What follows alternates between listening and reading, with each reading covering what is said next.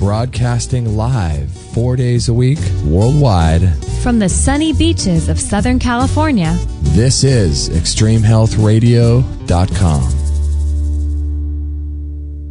This is Sean Stevenson from the SeanStevensonModel.com, and you're listening to Justin and Kate at Extreme Health Radio, bringing cutting-edge fitness and nutrition information right into your eardrums. So buckle your seatbelts and listen in.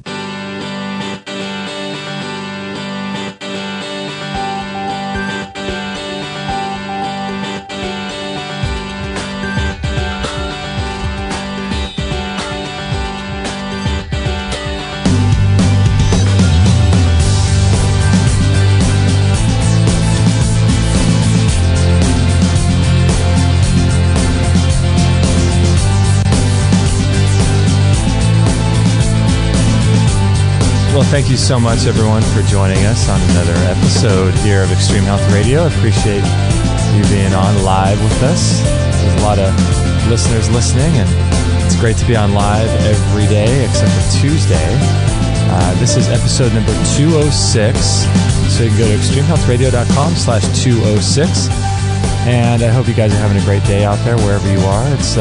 You took Maggie out for a walk, didn't you? I just got back. It's pretty cloudy. Skin of my teeth. It is cloudy. It's overcast and a little cool today, but... Happy President's Day, right? That's right. February 17th. Everyone has that off, don't they? Most people. I mean, not everyone, but it is considered a national holiday. Yeah. I know. So hopefully you guys are enjoying your President's Day off. I feel like we should have more holidays for people, don't you think? Like Australia? I was going to say, are you comparing it to your roots? I know, right? Your home country? I mean, in Australia, they take a day off for everything. You know, I mean, it's like they get a day off for their day off to recover from their day off. Yeah, Boxing Day off. Boxing Day. Canada, too. Do they? Oh, yeah. All the countries that are part of the Crown, right? Yeah, they have so many holidays. It's amazing. My uncle would have... He had so many days off that he didn't use up over the last 10 years that they roll over from one year to the next. Really? Yeah. So, I remember that. So if you have, like, let's say 5 days off, sick days or something that you didn't take one year, they would roll over to the next year. And so... Didn't he have like 8 months off or something? Yeah, like 8 months or something that he never took because he just is a hard-working guy. Oh, gosh. And I'm not sure if he's just going to lose them because he's retiring this year. And so I'm not sure if he's going to lose them or if he's going to get paid for them. I was going to say, I think he could cash them out. Was that what we had heard, or we don't remember? I think he can cash out some of them. But not all. But not all of them. I feel like in America, we just work way too hard, don't we? Yeah, we do, actually. You know? That whole 6 weeks minimum vacation sounds pretty good. I think that we don't do it right here. 6 weeks minimum? Yeah, Australia. Everybody gets 6 weeks. Oh, that's right. Yeah, even the hairdressers and the people at the coffee shop, I mean, they get their 6 weeks. That's what they get. Isn't that crazy? Yeah, and that's just the average person. I mean, imagine if you work at a company for a long time. Exactly. 6 weeks, that's amazing. I know. We're doing something wrong, aren't we? I know. I was watching something last night on Gaiam where it was a whole thing on the centenarians. Is that how you say it? Oh, yeah. People over 100? People over 100. And they were going through... they were in Okinawa, obviously, because everyone, who's older lives there. It's crazy how many... It's like, it's completely... When you're in your 80s, you're just starting to... people are starting to consider you to be slightly old. Like, seriously? Yeah, 70s, 60s, that's just like... You're a kid. Yeah, I mean, there's every other person's 100 and something. Wow, in Okinawa. Yeah, and I was watching this thing, and this guy, he never, like they said, they never retire. They just keep working.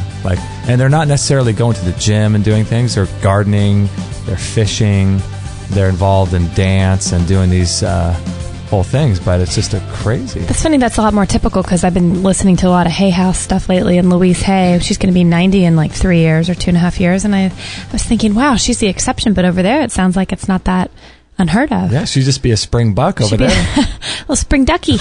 Oh, man, that is too cool. Yeah, I know where I want to move. I know, right? Yeah. This one guy was, he was 101, I think he was.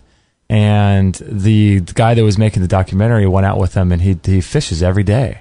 He gets out on a boat, paddles out like in the sea, not in a lake or river or anything, And he goes out and he puts on this big wetsuit and he goes swimming and he ties some kind of like cord to his ankle, so that he doesn't, but he'll drift off the boat, 150, 200 feet far, away from the boat. And he's got a mask on and he's got a spear and he's swimming down, spearing the fish. And then he's swimming back with it, dragging it up, throwing it into the boat and getting back into the boat. And he does this for, I'm not sure how many fish. He gets like a ton of fish. With total agility, like no problem. Yeah, 101. 101. What are we doing wrong? I know, right? Wow. I mean, here we retire and then we just go into an old folks home and people kind of give up, it seems like. No purpose in our life. It's crazy. I wonder what that is. Isn't that weird? Is it a frame of mind more than practices that they're doing?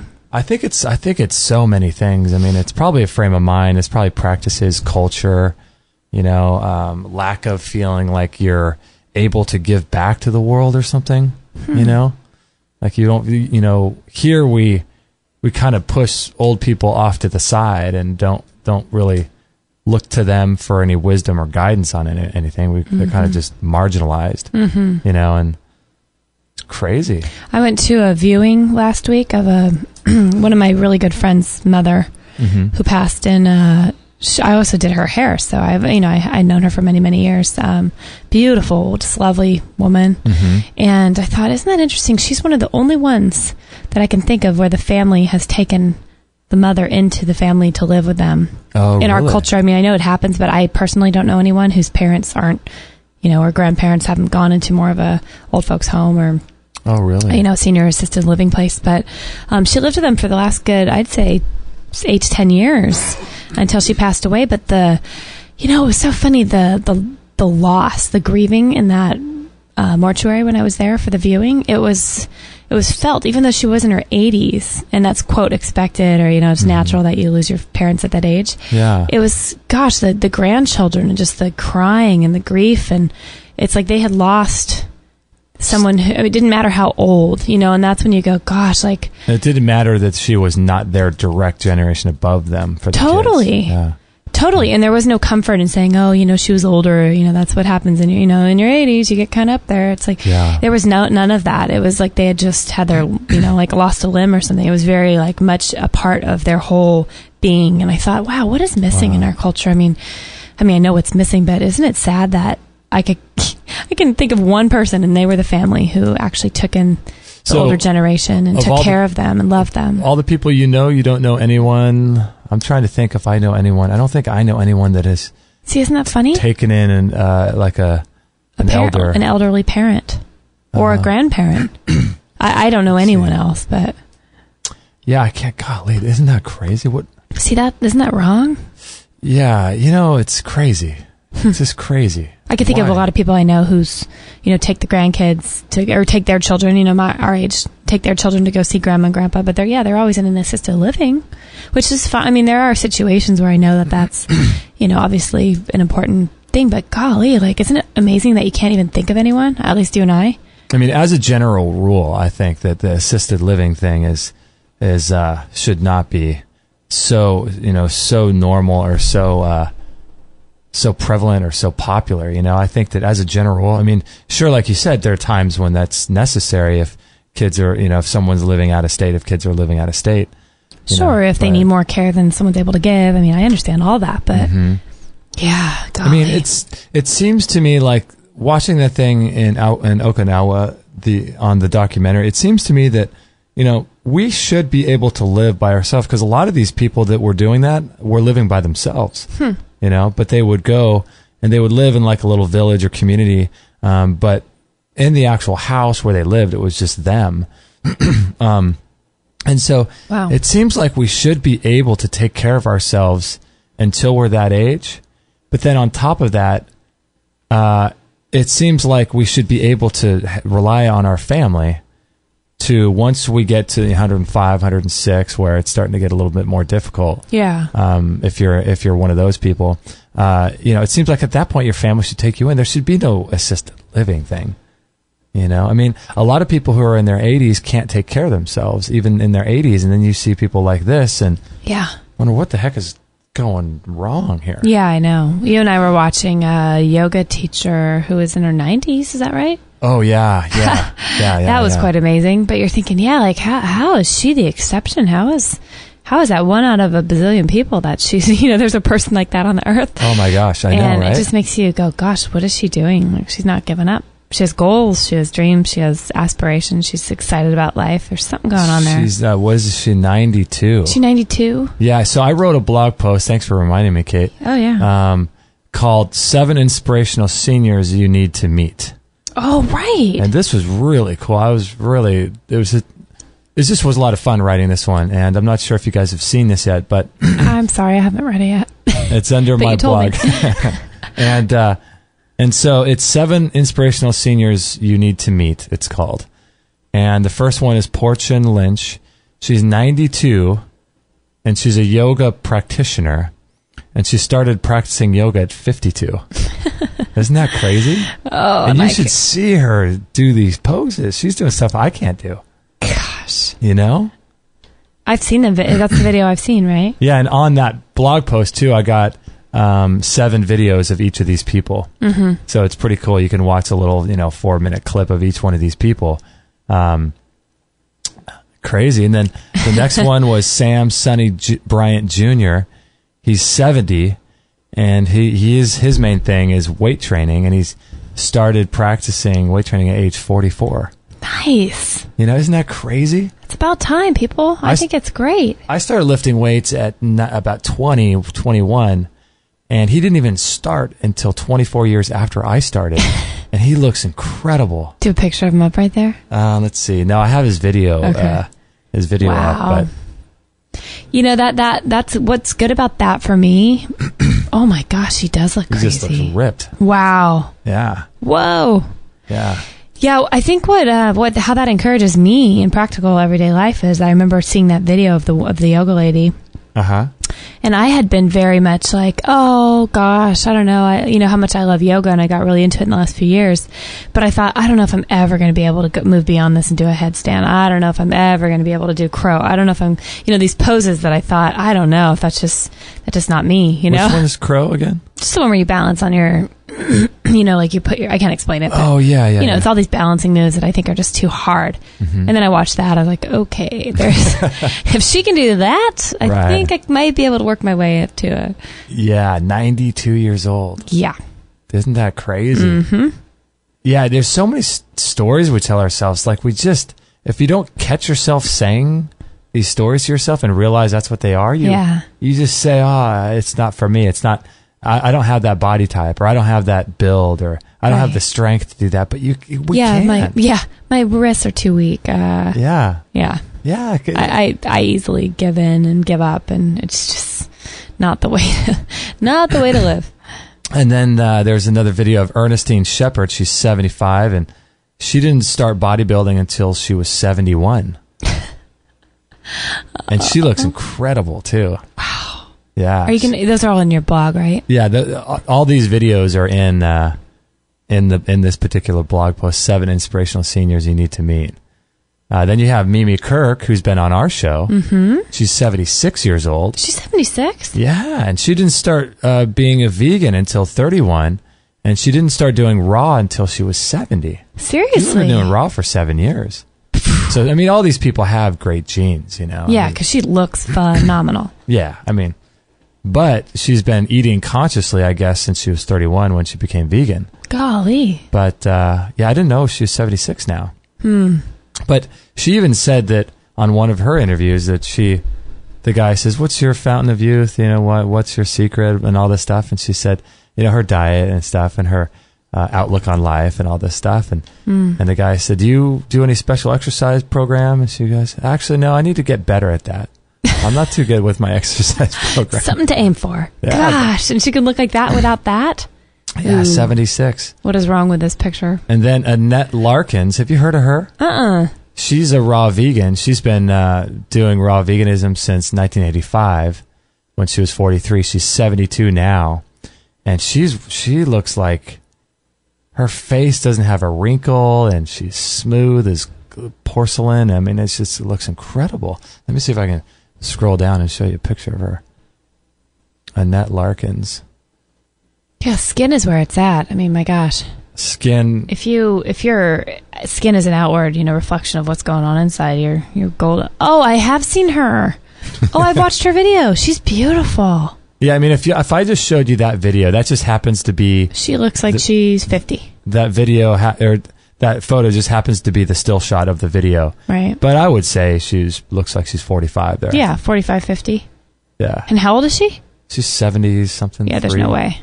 Yeah, I mean, she doesn't have any sagging skin. Wow. Yeah, crazy. You know what I came across? It's totally off topic. Well, do you want to keep going? Yeah, let me finish these last two. Okay. Bernardo Lapallo. Bernardo. How do you like that? It's great. Guess how old he is? I don't know, 100? 112. Oh, seriously? He started practicing, or let's see, he's raw vegan and agelesslivemore.com, 112. And he eats raw chocolate and he eats... agelesslivemore.com. Yeah. 112. 112 years old. Shoot. He's been doing juices. He does juices and raw food. And then the last guy is Jim Morris. He's 78. Not Jim Morrison. Not Jim Morrison. A little different. A little different. He's 78 years old. He didn't start weight training until he's 46. Gosh. This guy is really inspirational. How old is he now? He's 78. Okay. And check him out. This is just a still picture. Check him out. Let's look. What, for real? Yeah. That guy, in that still shot right there, he looks like he's in his late 30s. Yeah. He looks better than I do. 72-year-old. He's got more muscles than I do. Yeah. He's definitely got more muscles than I do. And it's safe to say probably more than Maggie Brown. Probably more than Maggie, who all she does is lay around. Doggy weight training. So what were you going to say? Well, this is totally off subject, but I found something about the world's quietest room. Have you ever heard of this thing? No. The world's quietest room? This is crazy. It's nuts. Can we post something to this? Hey, maybe it's something to do with living long, Maybe I don't know. Maybe these people all go to their quiet room. Well, I don't know. It might kill you off because after I read what it's about, you might freak out. Oh, really? Oh, my goodness. And my computer is shutting down and restarting itself. Really? Guess I wasn't supposed to read that one right now. Oh, wow. It's just all of a sudden? Yeah. I'll have to wait for that to come back up. But anyway, the point, I'm going to probably butcher it, but it's this room. Okay. And it looks like it's like a bunch of little, it almost looks like a maze. Like when you used to play that marble game of trying to get the marbles on that board to not drop in the hole. Was that like cat and mouse or... Yeah, what was that called? Mousetrap? Or something? That was with the wooden board. Do you remember that? And we used to play that all the time. Was it Mousetrap? And it would have like a little maze, and you would try to the marble. You'd shift it and try to mess balance. Around. That was a cool game. That was a tiny little ball, right? Exactly. But I used to love playing that in class. We'd play that in class and just that was the best. Mess around in the back of the classroom, The way that you look at this room, though, it reminds me of the way that thing looks. It's just, really? It's a funky looking room. So what's the? Well, it's basically. I think the way why it looks so funky is that it's all the soundproofing and things that they did on a mathematical level. I mean, it's totally legit room. Whoever figured this out, and it's the world's most quiet room. And I think it's like -9 decibels or decimals, or I don't have it up in front of me. But basically, people go in there either have hallucinations or go mad. They just can't handle it because it is like quieter than quiet. And I think it was the person that could stay in there the longest a person could stay in was like 45 minutes. No way. Yeah, because you just go crazy. Isn't that interesting? Really? Yeah. It's so they just go nuts. I'd never heard of such a thing. Wow, that's you just crazy. go nuts. Yeah, it's here comes my computer. -9 decibels, and it's quiet enough to hear your blood flowing. -9 decibels? The silence is so maddening it can cause hallucinations, and the longest anyone has been able to bear the room was 45 minutes. This thing's a trip. I feel like I could. The world's quietest room. 45 minutes, don't you think? Well, you would think. Wow. You probably also think you can handle Chinese water torture. Right? Is that right? The world's quietest room, 9 decibels, and is it quiet enough to hear your blood flowing? That is crazy. Right now, that sounds really nice to us because on our last free-for-all, all we were doing was complaining about how we live in the world's loudest place. Oh, we apologize for that. Oh, gosh. But that was tough. Wow. But I don't think I could swing that way either and do the world's quiet. I mean, you know, we've all been in a room where, you know, it's just it is so quiet. What you think is quiet, it's like you can't be in your own head. Have you had that? Like, you almost feel like you hear stuff because you can't hear anything? Yeah. Like a ringing or a strange noise in your ears? If I go back, I can probably think of times in my life where I've had that. Do you think that's the parasites? Maybe that's why people can't stay in there for too long. Well, I'm wondering. I mean, maybe it's just too intense for people. They can hear the parasite burrowing through their... Well, that or it's messing with your brain. I mean, it's just... You know, because sometimes when it's too quiet, I will get this strange, like, oh my gosh, I have to have something because it's too quiet. Yeah. I don't know. I'm just saying. I don't know. Wow. I wonder, I'm looking at this photo here, and it's interesting because it looks like you said, that maze. Mm-hmm. But I'm wondering, imagine building that room, right? You have all these slats, in different angles and stuff like that. Mm-hmm. And I'm wondering if you're putting one slat in, and, you know, how do you see, you know, say, okay, well, if this slat goes here, okay, that's gonna raise it 0.1 decibel. Okay, I'll move it a little bit to the left. That's gonna. I mean, how do you measure that? Well, I want to know who the architect for that was. Like who? I mean, talk about the most math you're ever going to use. Yeah. Oh, yeah. If you look at that thing, it's incredible. My brother always makes a joke. It's so funny. He always says that being deaf would just be so amazing. What? He thinks it would be the best thing ever. Why? Because he's I guess he's kind of like us. There's just so much noise around him. He's just being deaf would be awesome. Dad, you don't have can't to hear, can't respond. You don't have to hear anything like. Oh gosh, you know that's actually my worst.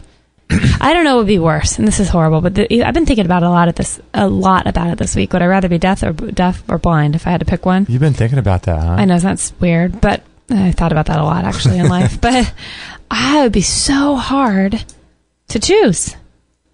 It'd be so hard. Deaf or blind? Yeah, I know. Well, you know what? We don't have to think about it. Well, I think what brought it up for me, I thought about it once when you showed me that magazine article of those women who were blind. Yeah, I know. Recently, I think that's what got me thinking about it too. Yeah, one of them had some kind of rheumatoid arthritis. Yeah, it was some kind of crazy rheumatoid arthritis that also was like a juvenile onset, and it shrunk her eyes and her sight, and her eyes like shriveled and didn't become the regular. So her eyes shrank, and then she became blind. Right. She's raising kids, and I think one of is passed down the gene or whatever was passed down to both the kids. I mean, it was wild. Yeah, and you know, we were talking. Is your computer working? It came up and it erased all my tabs. Oh, here we go. Hold on. It did. Oh, wait. Did it come back up? It's spinning. Yep.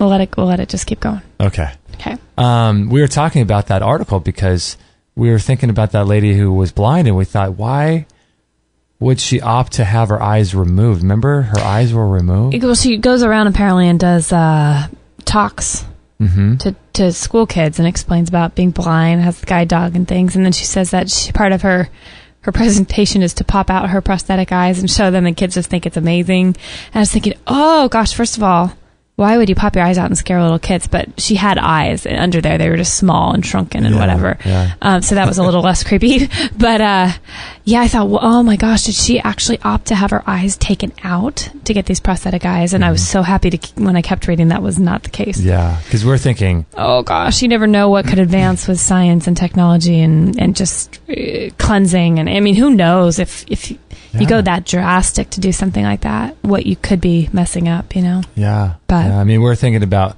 Dr. Kondrat that we had on our show about healing your eyesight naturally.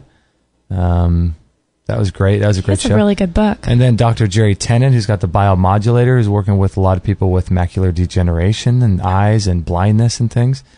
His whole thing is healing is voltage, and every cell needs to resonate inside your body at a specific frequency and voltage. And he's been working with blind people using his biomodulator machine. I have no idea what this machine is. I actually want one of these things. It'd be pretty cool. But it's a machine that he uses to help restore voltage in the body. And he's been healing people. Are people seeing again? Yeah. Like people that were blind their whole life are actually being able to see again, or more like people that were going and losing their sight, he was able to restore what they were losing? I don't know. I've heard a lot of people talk about him and his work. I don't know for sure. We're trying to work on getting him on the show because he's a fascinating guy. What was his name again? What's his name? Dr. Jerry Tennant. Oh, Jerry Tennant. Okay. Yeah, we'll put a link to his website on the show. But yeah, we're just thinking, you know what? It would be amazing if these people knew that stuff like this existed, right? Mm-hmm. You know? I know. Just to be able to... That's why we have the program. Yeah, hopefully people will just understand Hopefully people can feel some comfort and hope out there. Oh my gosh. I didn't even officially announce the show, did I? Let's do it. We just kind of started before commercial. Let's do it. Before commercial. So this is episode 206, right? Right. And February 17th, 2014. February 17th? Yep. 17th, Monday. My parents' anniversary. That's right. And it's President's Day. Mm-hmm. And it's 3 days after Valentine's Day. Look at us. All these things to celebrate All today. these things to celebrate. Who knew February was such a great month, right? I know, right? Yeah, so if you guys would like to join the show, there's a lot of different ways to do that. We are live, so you can listen to us live at extremehealthradio.com/live. And you can also call in to talk to us if you have any health questions, if you want to just chit-chat about things going on in your life regarding health or anything. You can call 949-505-9585 and join the show that way. Another way to join the show is that you could send in a pre-recorded question, and you can record it right from your computer. You can send that in. If you send that in now, during the show, we won't be able to do it, but if you send it in before a guest, we can play your message to our guest on the air. And that's a great way, because that way you can kind of fully express everything in terms of your question without being interrupted, or you can kind of get your question out. It's a really great tool, and I would like people to use it more because they can just record it right from their computer. Yeah. You know, nothing wrong with that, right? Yeah. I wish people would use that more. Yeah, and so and then the chat room's open if you're listening live, and the forum's open, and all kinds of stuff's happening, right? We're going crazy over here at Extreme Health Radio. Yeah, so we were going to take a little break here and run an ad for our favorite little thing called the Biomat. Our favorite. I don't know. It's among the favorite. I have a lot of favorite little things these days. Yeah. Definitely up there. Maggie's on it. Perhaps we should talk about Maggie's hormone situation. Oh, gosh. Okay, yeah. She's having some really interesting hormonal shifts. Yeah. Hope the Biomat is settling her down at least right now. I've never had a girl dog, and this is quite the experience. Quite the experience. Maybe God will bless you with hormonal daughters one day, and it's just training. It's just training for that. All right, guys, we're going to be back right after this break. We're going to run an ad for our little Biomat, and right after this, we'll be right back. The history of heat therapy dates back over 2,400 years, and it was Hippocrates who said, "Give me the power to produce fever, and I will cure all disease." This FDA-approved medical device called the Biomat is a mat that you can lay on, read on, sleep on, do yoga on, sit on, and it can be used on office chairs, massage tables, and the like to help the body heal itself. It's inlaid with 30 pounds of healing crystals using amethyst and a rare black tourmaline, producing negative ions in a healing electrical field. These healing crystals help to restore cellular health by replacing electrons to the atoms, as well as penetrating deep into the body by 4 to 6 inches. What can the Biomat do for you? It'll improve your skin, burns as many calories as if you went jogging for 30 minutes. It improves the immune system by up to 40% or more, reduces stress and fatigue, removes toxins, lowers cholesterol, relieves pain, revitalizes cellular metabolism. It improves cell channels to deliver nutrients and oxygen to every one of your cells. It activates over 3,000 enzymes. And even a Harvard medical study showed cancer cells die at over 42 degrees Celsius. It reduces stress hormones by up to 78%. It allows your body to produce heat shock proteins, which increases endorphins, NK cells, T cells, and lymphocytes. It's very, very low EMF, and it's got a 17-layer technology. Dr. Mark Sirkis is the director of the International Medical Veritas Association. Explain to us more about these biomats. These biomats are these far infrared mattresses. You lay on them, or you sleep on them, or both. You do very heavy treatments during the day, and at night you sleep at just a nice comfortable temperature.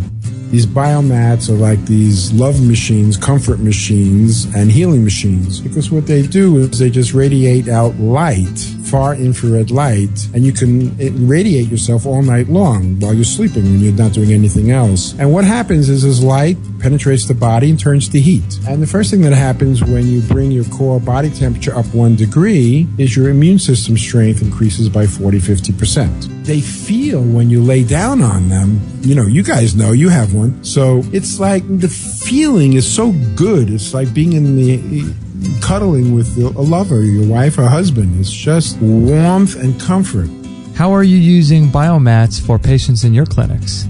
The cancer treatment using heat is very aggressive, meaning during the day, you sandwich yourself in between two of them, turn it on to high heat, and bake the cancer. The cancer will die before you will. No, this is, you can go to England and spend $20,000 and use microwave a cancer out of existence. These biomats basically do the same thing. Radiation therapy for cancer is really a solid idea. Unfortunately, oncologists use the wrong radiation. They use radiation that kills you. This biomat uses radiation that can save your life and make your life more comfortable, keep you warm in the cold, and help take care of your kids and all. The list doesn't end. Yeah, because isn't there some sort of temperature at which cancer cells will start dying? Right, and it's below the temperature that human cells will die. So you really like this biomat far infrared technology, don't you? But it's strengthened me. Well, now the kids are addicted to it. They fight on who's going to sleep on it at night. And it not only changed my life, but it changed my medical practice and my books. This is a great machine for anybody who lives in the cold during the winter. Instead of heating a big house, you just heat yourself.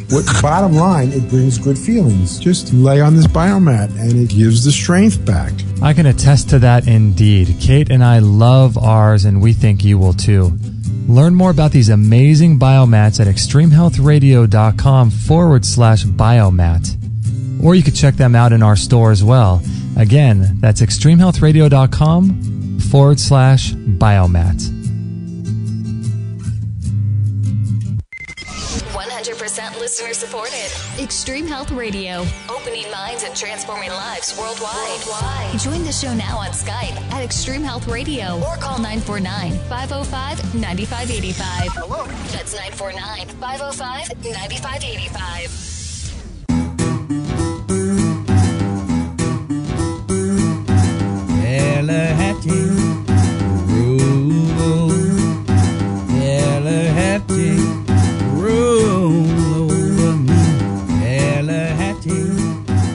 And I forgot to say, many of you might be wondering why this is a Free For All Friday show that's happening on Monday.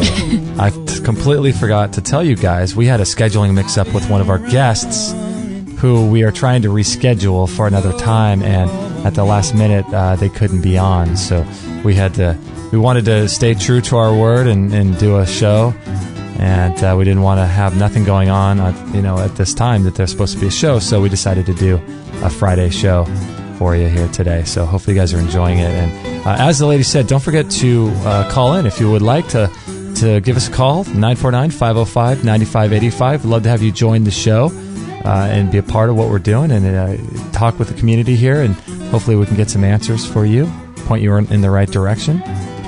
And if you have any questions about that biomat, please let me know, because we just love ours. Oh, gosh. Maggie loves it more than we do, I think. Yeah, I was reading on it last night, and I did my meditation on it. I like having the actual heat on your stomach, I found. I've never laid... I've laid on it once on my stomach. Have you? Mm-hmm. Yeah, it's really cool, because you can't do that with the sauna. You can't really direct the heat of the sauna, even though it kind of penetrates everywhere. Right. Wow, Maggie is just... oh, gosh. She has... World's weirdest dog award. The world's weirdest dog. I might... Okay, all right. Maggie's crazy. I'm going to have to mute myself here, because... No. Yeah, she's a nut right now.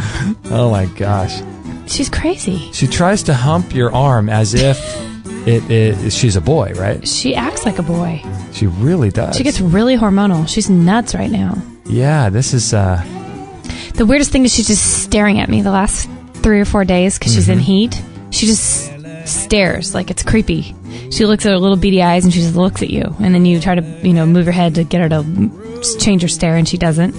And then she just whines. She just cries. She just sits there and cries looking at you, and you don't know what the heck she wants. And then when you touch her back, her tail sweeps under her legs like, don't touch me. Down there. But then she wants you to touch her. It's just the weirdest thing. Yeah, she is quite the...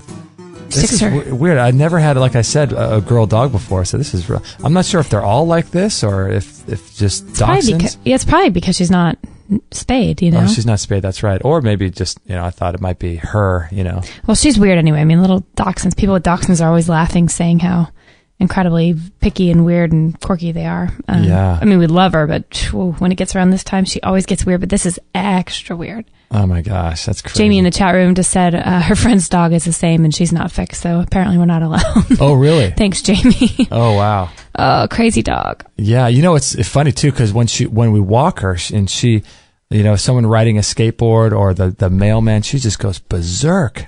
Oh, she's nuts. She completely goes crazy after skateboarders or something. It's anything with wheels. So kids on scooters, people on skateboards, motorcycles, or people in wheelchairs. Yeah. Which is just the worst. Just about everybody. So embarrassing. It's so embarrassing. She just goes crazy trying to run after people. And yeah, we have a lady in our neighborhood who's in a motorized wheelchair, and every time she sees her, she goes berserk. Oh my gosh. I know. I feel so bad too, because I know. She's such a nice lady, but she's in a wheelchair. Well, I know. And Maggie just... It's crazy. You feel like you have to apologize for your dog. Right? It's like, I'm sorry, our dog's crazy. I'm sorry our dog hates you. It's just, she's crazy. Yeah, she's a weirdo. Yeah. So I was telling you about this the other day, this interesting connection between, we had someone send this in, this very interesting connection between fluoride and Parkinson's disease. Have you heard about that? No, tell me. There's an evidence table, country by country, showing the relationship between fluoride to Parkinson's disease and Alzheimer's. And you can download these fluoridation tables, country by country, and you can see right there, this person's done all this work with the World Health Organization, and they sent us this website to take a look at, and it's we'll put a link to it. It's called ParkinsonsandFluoride.com. Let's see. No. Yeah, that's right. Parkinson's plural and A-N-D fluoride.com. And yeah, what's the deal with it? I'm trying to get to, let's see, is this, okay, this is you can't search for, but it shows the relationship between the amount of fluoride in their water and the amount of people that have been diagnosed with Parkinson's and Alzheimer's. Oh, gosh. It goes country by country all around the world. Netherlands, Nepal, New Zealand. Let's guess. Okinawa, 0. New Zealand, I know, right? Okinawa. Everybody's over 100? Yes. Yes. New Zealand, 50 to 60% water fluoridation. 50 to 60%. That's crazy. Well, last night when we took Maggie on the last walk of the evening, and we went up to the local CVS pharmacy. Uh-huh. We were looking down the cleaning aisle, and you saw was it distilled water for infants and toddlers? Oh, my goodness. Fluoride added. It's a little picture of a baby. All happy. And it says this water is for babies, it said on the For title. babies and toddlers. And it said fluoride added or something. Seriously. And I think that's when I told you about this website. Yeah. That's how it all happened. Can you believe that? Isn't that nuts? I mean, not only is it in the plastic, but it's like they're adding fluoride to this water. Oh. It's crazy. Yeah. Yeah, it's really, really nuts. So Who safe to thought? say, when we were little tiny kids and at the end of the dentist appointment, you'd have to switch around the fluoride. We all thought that was such a good thing to seal in what they just did and protect our teeth, and it was doing the exact opposite. Yeah, it was just doing the exact opposite. Golly. Yeah, it's really sad. I mean, we had a guy on who's doing a whole thing on Dr. We had a whole guy on? A whole guy, not half a guy. I am a whole person. No, it was Dr. Kennedy, I think his name was, and he did a whole thing on fluoride. He's just down in San Diego, I think, but yeah, it was just amazing the amount of research this guy's done on fluoride. And it says the United States has 70% water in high concentrations of fluoride. How much? I'm sorry. 70%. Yeah. Gee. Crazy. Excuse me. So whatever you guys can do to get good water, do what you can, you know. We go to a spring. On findaspring.com, we found a spring out in the desert. Out in the desert. It's not in the desert. Well, it's the high desert. It's in the hills above the desert, but yeah. That, and we occasionally go down to Carlsbad, California, and go get some I'm sorry, why am I blanking on? Alkaline water. Alkaline. I was going to say alkalinized. Yeah, alkaline water. And we like to mix it up. I don't like to be on alkaline water all the time. Yeah. You know, I think water should be acidic sometimes too. So sometimes we'll get that water and put a lemon in there and make it acidic. Call it a day. Call it a day. But yeah, I mean, it's nuts what's going on out there. Yeah. Crazy, huh? Yep. We can make up our own minds about what we think is worth it and what's not, and what we think what plan to go for ourselves. But there's a lot of information out there. Yeah, there's a lot of information. And I also ran across this article too. I'm not sure if I told you, but it's from Doug Kaufman over at Know the Cause. I don't know. You didn't tell me. And we're working on trying to get him on the show, actually. Okay. But the title of the article is The Great Mammogram Hoax. Oh, this came up in our couple episodes ago. Did it? Yeah.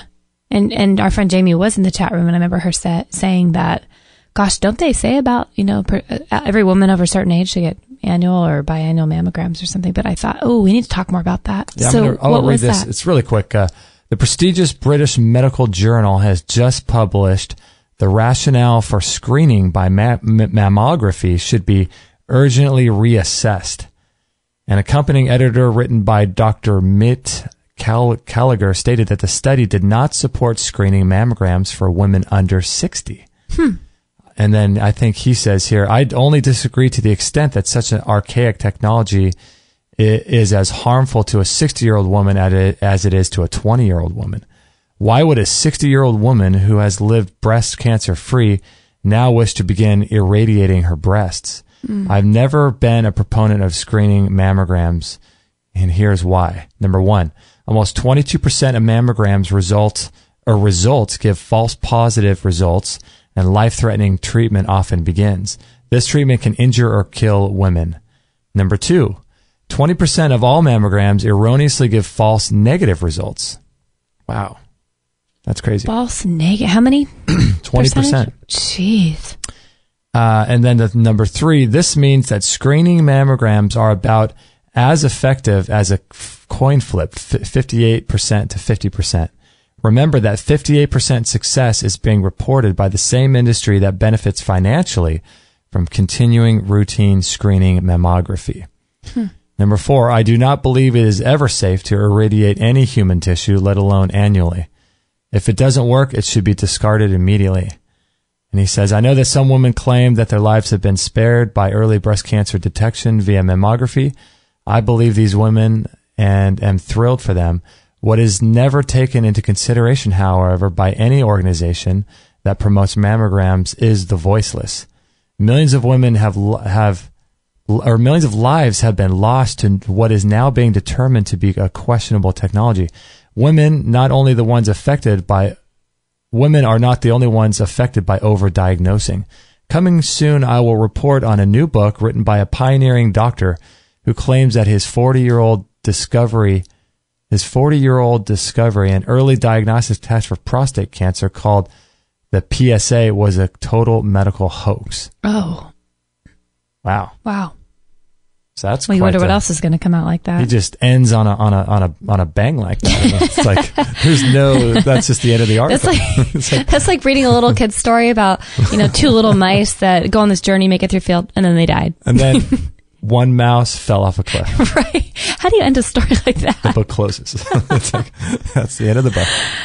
Gosh. Well, I know that I have a total medical hoax. I've had a little bit of a cyst type situation on the very outside of my breast. I couldn't tell if it was in my breast or on the lymph node underneath my arm. Oh, that's right. That's right. And I kind of watched it for a little while, and it kind of moves around like a small little marble, very small, but it wasn't getting any bigger. So last time I was at the doctor, I just had them look at it, and I was blessed enough and lucky enough to be at an appointment where they were giving me ultrasounds of other things anyway. So they checked that area, and they said just from their reasoning or what they, I guess, how do I word that?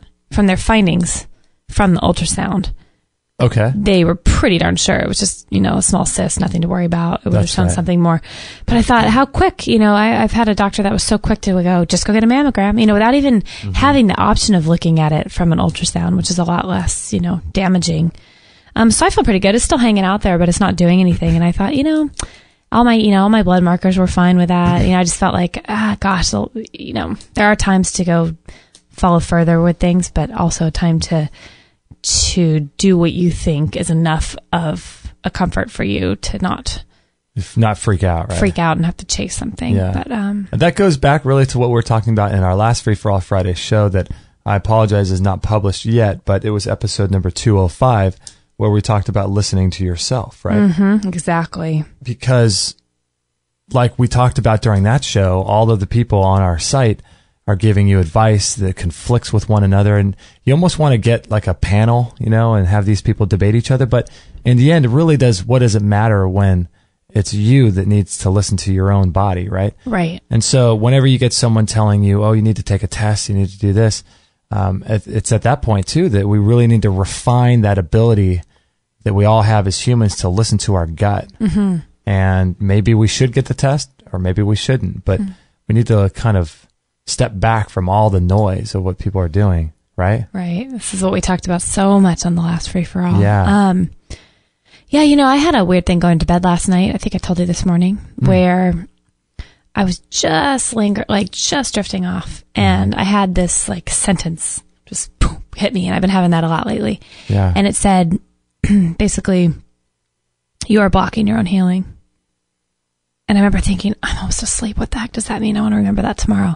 I'm blocking my own healing. And I thought, I've been having some digestive issues lately and kind of a resurgence of some past things that have been bothering me. And I thought, I've been thinking so much lately about what is this? Is this like I haven't been going internal inside enough to really ask myself, what do I need? What's going on? Just checking in and having the quiet to listen to what I need to do. And that was the most quiet moment I'd had in weeks where I was aware. I was totally aware, but I was totally on the way out to sleepland too.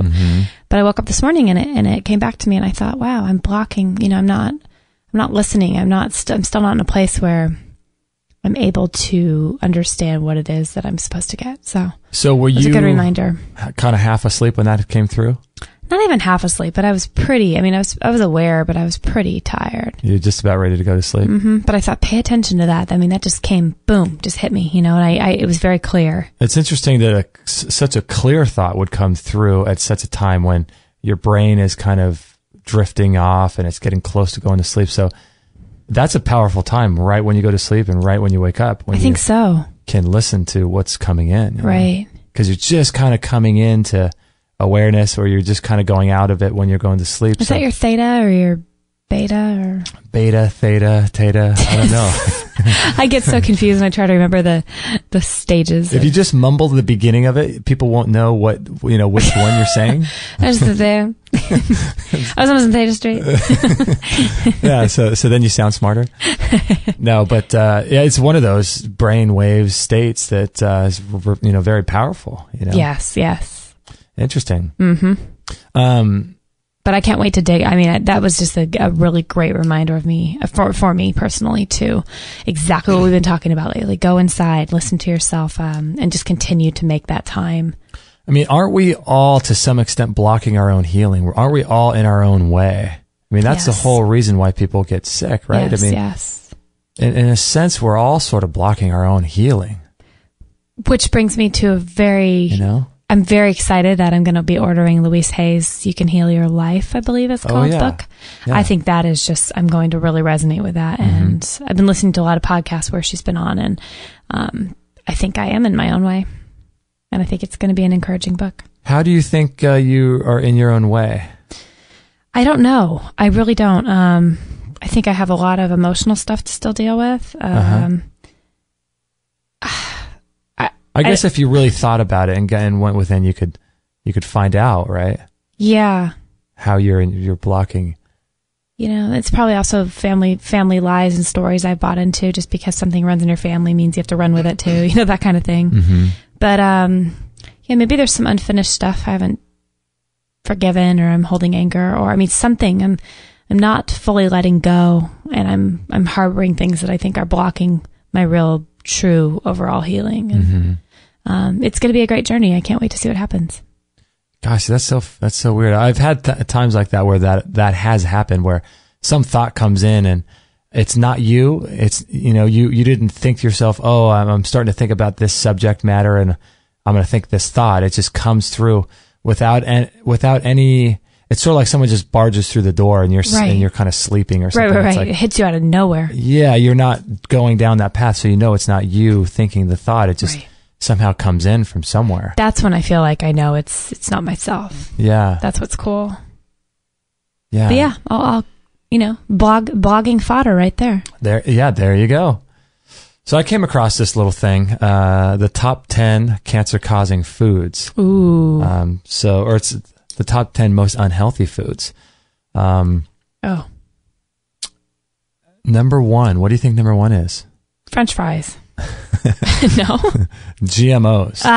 Okay. Oh, are we talking specific foods on there? Okay. Just kind of general classifications. GMOs. Okay. That's not shocking. Number 2, processed meats. Wow. Okay. Number 3, microwave popcorn. Wait, that's number 3. Yeah, that's crazy. Oh, gosh. Microwave popcorn. I wonder if it's the microwave or what's in the popcorn or the combo of both. It's funny they have a separation between number 4 and number 5. Number 4 is soda.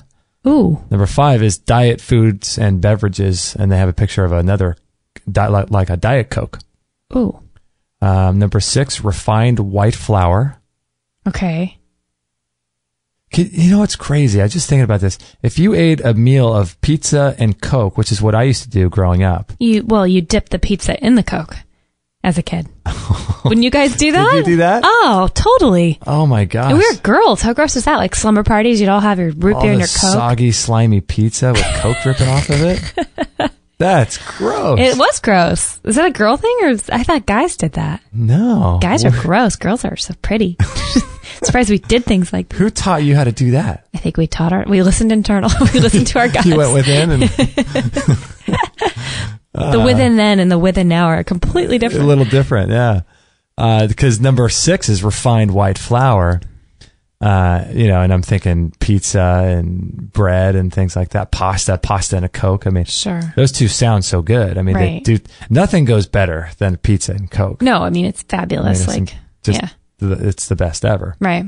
And the worst ever at the same time. Yeah. Refined sugars, number 7. So like any type of sugar. Let me guess. Number 8. Cooked oils. Ooh. Ooh, am I close? You're close. Just change the numbering system and change out the word cooked. I don't know. Hydrogenated. Yeah, I was going to say polyunsaturated. That didn't make any sense. Hydrogenated. And that was number 10. Okay. But number 8 is conventional non-organic fruits. Oh, really? Probably because all the pesticides and herbicides and fungicides on that stuff. Okay. And number 9 is farmed salmon. No. Really? Yeah. Crazy, huh? Oh, gosh. I was going to say like sprayable butter, like things like that. You wouldn't think like farm-raised salmon would be that on that list. But I know. That doesn't make any sense, does it? What are they feeding to those salmons? Yeah, it's crazy. Farmed salmon. I wonder, that's got to be because of the mercury and all the stuff coming from Fukushima, right? Oh, for sure. Yeah. Hey, we just got a really great email from Christophe in Paris. Oh, nice. Okay. He added to our list of incredible people, centenarians. Oh, really? This woman's 86. He said, check her out. Johanna Quass, a German gymnast woman at 86. Certainly an incredible person to add to your list of inspirational seniors. And they gave us the YouTube video and said he just loves our show. Thanks for making the world a better place. Wow. Thanks, Christophe. That's so cool. Wow, that's awesome. Can't wait to watch that. That's awesome. Oh, I love it. So what is her name again? Who? The lady that he mentioned? Johanna? And he sent the YouTube video. He did. I might have to change the title of my article and make it 8. I think, you know what? You should. Or, you could kind of do a rotating thing where you could have an inspiring seniors section, and we can highlight different seniors. Senior of the day. Yeah. Here's Adele off to the side, senior of the Here's day. Mabel. Mabel. Yeah, maybe we could do that. That would actually be really neat. A few times a year, you could do a post with inspiring seniors. That would be, because nothing really is more inspiring than people who have both the wisdom of just having the years, just living life. But then people who have the years, plus they're always just up for new things. That's just a whole different ballgame, Yeah. Oh, yeah. You see the people who not only don't give up, they're just inspiring to want to, I don't know. Just be better. And they make you feel like a kid. They make you feel like, gosh, if they're doing that at that age, then, I'm just in my 30s. I still have a ton I could do to change the world or add to the world. Or was it you who showed me the video of that lady who was dancing? Her daughter came to go pick her up. And that was me. And the daughter was in the car. And she's filming her, it must be her mother or grandmother. And the daughter pulls up to the house, and she's in the car, so she's filming from the driver's seat. And she's blaring this music, right, in her car. Yeah. And then the grandmother comes out, and she's just dancing. She's coming down the stairs just like freak dancing. It's hilarious. Surprised she wasn't twerking. Oh my gosh, with a couple of Miley Cyrus beads on her head. Exactly. Little horns. Her braids. Carrying a teddy bear. That is dancing freaky teddy bear.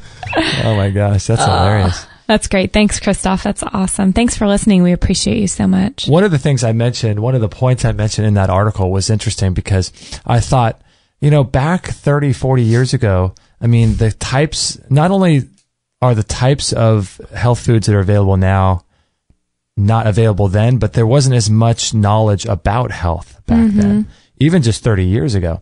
And so I was thinking about someone like Mimi Kirk, who said that she's, needs to start exercising, and she's 76 years old. Or, that other guy, I forget what his name is, something Bryant, and I'm not sure if he follows a specific diet. His thing is just bodybuilding. I thought, what if someone did, chelation, and someone did cleansing and herbs and followed a really, really good diet, and they also did their yoga or their bodybuilding. One of the guys in there, I think the guy at the very bottom of the guy that I featured, of all the people I featured, he did all that. He was a vegan and all this stuff. But, for someone to get it all together and be that age and doing it is pretty rare. Yeah. But then I thought, we're at that place where we could not only start now, but we have better access to healthier lifestyle choices and foods. Right. The information, you're right, is different than it was 30 years ago. Like these people all were able to achieve that, and they probably haven't done coffee enemas, or they haven't done colonics, or they haven't done chelation or juice fasting. Isn't it crazy though that you said that, we have more access to health information than we did 30 years ago, which is true in our culture, but that is so untrue for the age of the world and the cultures that have come before. I mean, they're probably laughing that we don't know any of this stuff, or that we think this is new, or that coffee enemas are just something we've discovered in the last 50. I mean, people have been doing these things for thousands, if not millions of years. Who knows, Isn't it sad the information's been there for so long, and yet we feel like it's just coming our way? Yeah. And it's probably just watered down versions of what's really going on in the Amazon and the healings and the, our body's just natural ability to tap into what we know is healing. And yeah, we're just now getting to it's a little disturbing, this understanding. But yeah, I mean, never before have there been things like saunas, though. I mean, that's kind of a technology type thing. Totally. And I love it. I'm grateful. I'm really just in awe of how technology can be used for such goodness, Oh my gosh. So we have an article here from Dr. Furman. Okay. And I'm going to get to it after the break, but he says, do not take multivitamins that contain folic acid. And if you are pregnant, do not take prenatal vitamins that contain folic acid. Ooh. So crazy. Dr. Furman was actually the guy that was the personal doctor to Joe Cross in his movie Fat, Sick, and Nearly Dead. Oh, really? Yeah, remember he went to go see a nutritionist? I do remember that. That was Dr. Furman? That was Dr. Furman, yeah. Where's he located? Dr. Joel Furman. I'm not sure. His website is Dr. Fuhrman, DrFuhrman, drfuhrman.com. But I'll put a link to this article. Interesting thing. So yeah, we're going to run a little break for our favorite raw. It's not vegan. It's raw organic protein powder. Oh my gosh. I can't stop eating it by the spoonful. Yeah. I don't know how you do that. I don't know. Just this week, for some reason, I wanted to start eating the powder, like getting a spoon and just dipping it in the whey protein, just eating it. And it clumps in your mouth and it's like, it chokes you, but it's so good. I can't stop doing it. If you start sniffing it up your nose, I'm gonna have to call some people. Okay. Deal. I'm gonna have to work with that. Have you seen the video of, there's a video of Matt and Angela Monarch from the Raw Food World, whose website we promote for affiliates and raw food products. But there's a video of them trying out the Ormus Super Greens from Sun Warrior Protein. Have you heard about this? No. So when Sun Warrior Protein originally came out with the Ormus Super Greens, they did a video on it. Okay. And it's interesting because it's got so much electrical energy to it, this green powder. Electrical energy. It does. Yeah. They take it out and they put it on a spoon and you can see it like jumping around or something? Yeah, it moves around like it's really strange in this video. I'll find it and put a link to it. But in the video, Angela does the same thing. She puts a whole scoop of it in her mouth, and that's how she loves to eat it. Okay. And then she smiles, and her mouth is all green, like it's filled with spirulina or something.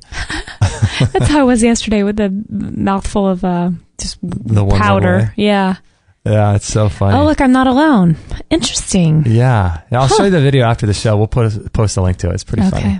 But yeah. I'm going to go try an experiment during the break. I'm going to dip my last slice of a banana into the protein powder. Oh, really? I'll let you know how that goes. One slice of it. Oh, I bet that would be good. I'm going to go do it right now.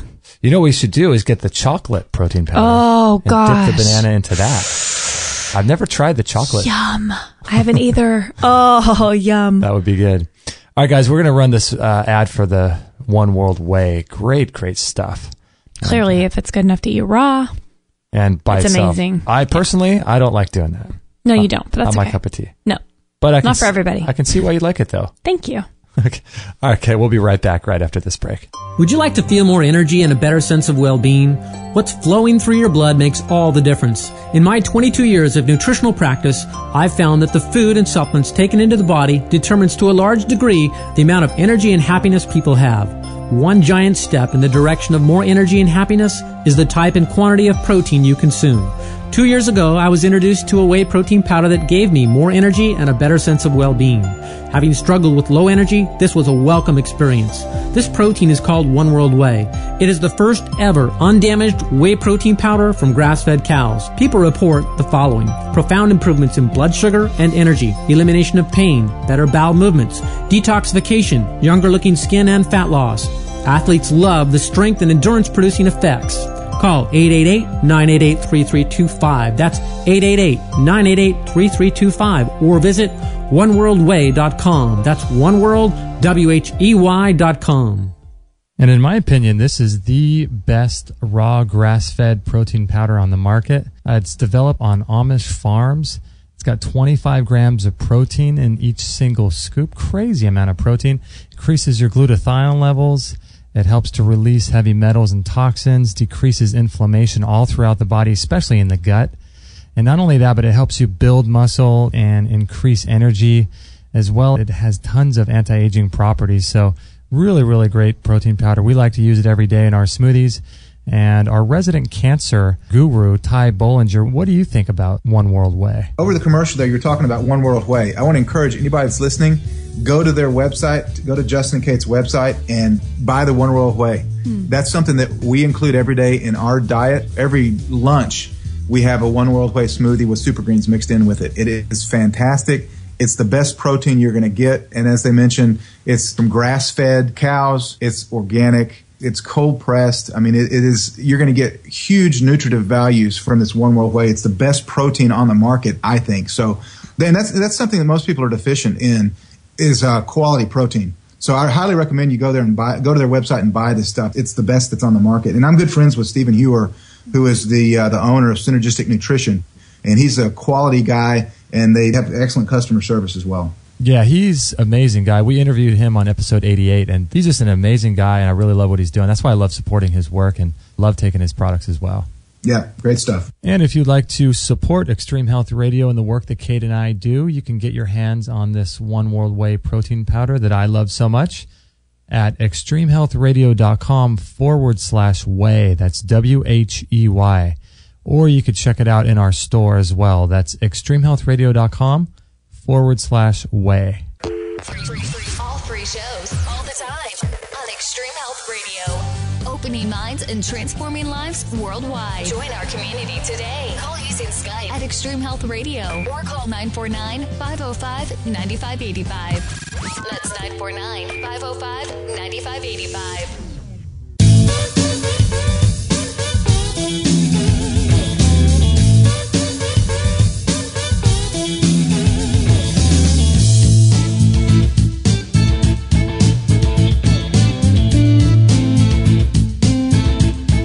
Let me figure out the soundboard here. I tell you, I did not go to engineering school. I can tell you that right now. All For these not buttons, I don't know what to do. Like a monkey over there just pressing things. Is this too loud? Are you too loud? There's so many levels to get here. I can't figure out. I don't know if the people listening live, if they're hearing blown it out. okay, or if the recording's different levels. Well, no one knows. We need a full-time sound engineer. We actually do. We could benefit from that. You know what I mean? But I have to say, you're pretty good considering you've never went to, See, like that? I just lowered that music. You like that? Oh. My favorite's when you mute me. I don't think that's accidental. That can't be your favorite. Everyone wants to be heard. Oh, gosh. Right? So how did you like your little experimentation during the One World Whey break? Oh, my goodness. How did you like it? I love it. Did you? Oh, my gosh. The banana smashed into that yummy vanilla protein powder we have is just phenomenal. Yeah? It's weird because it's like dry meets gooey, and it's just, it's magic. It's like a happy magic yumminess in your mouth. It's a magic. You're in a magic place. It took me to a magic place. Yeah, if you guys have not tried that One World Whey protein powder, it's just incredible. As you heard during the commercial, it is just really good. My favorite thing about it is that there's 25 grams of protein in each scoop. That's one of the things. I've tried lots of other ones, and most of them have about 15 grams of protein. And it's just a really great way to get a super high quality protein. It contains no lactose and no casein. And it's 100% raw organic and a living whey protein powder, which I believe is the first on the market, which is kind of crazy. Is that true? I don't know for sure, but I think it's one of the only ones or there may be others now, but I don't know of any others that are raw and organic whey protein coming from grass-fed cows. It's kind of crazy. Yeah. Who was Ashley wrote me an email this week and said that her boyfriend was, I think she used the term, nerding out on nerding out. I like nerding out or something funny like that on how much who's geeking out on how much protein was in each scoop. I mean, they couldn't believe it either. It's pretty funny when I never paid attention because I haven't really ever been into protein powders before this one. Yeah. But I mean, that is a lot per scoop. I mean, that's pretty good.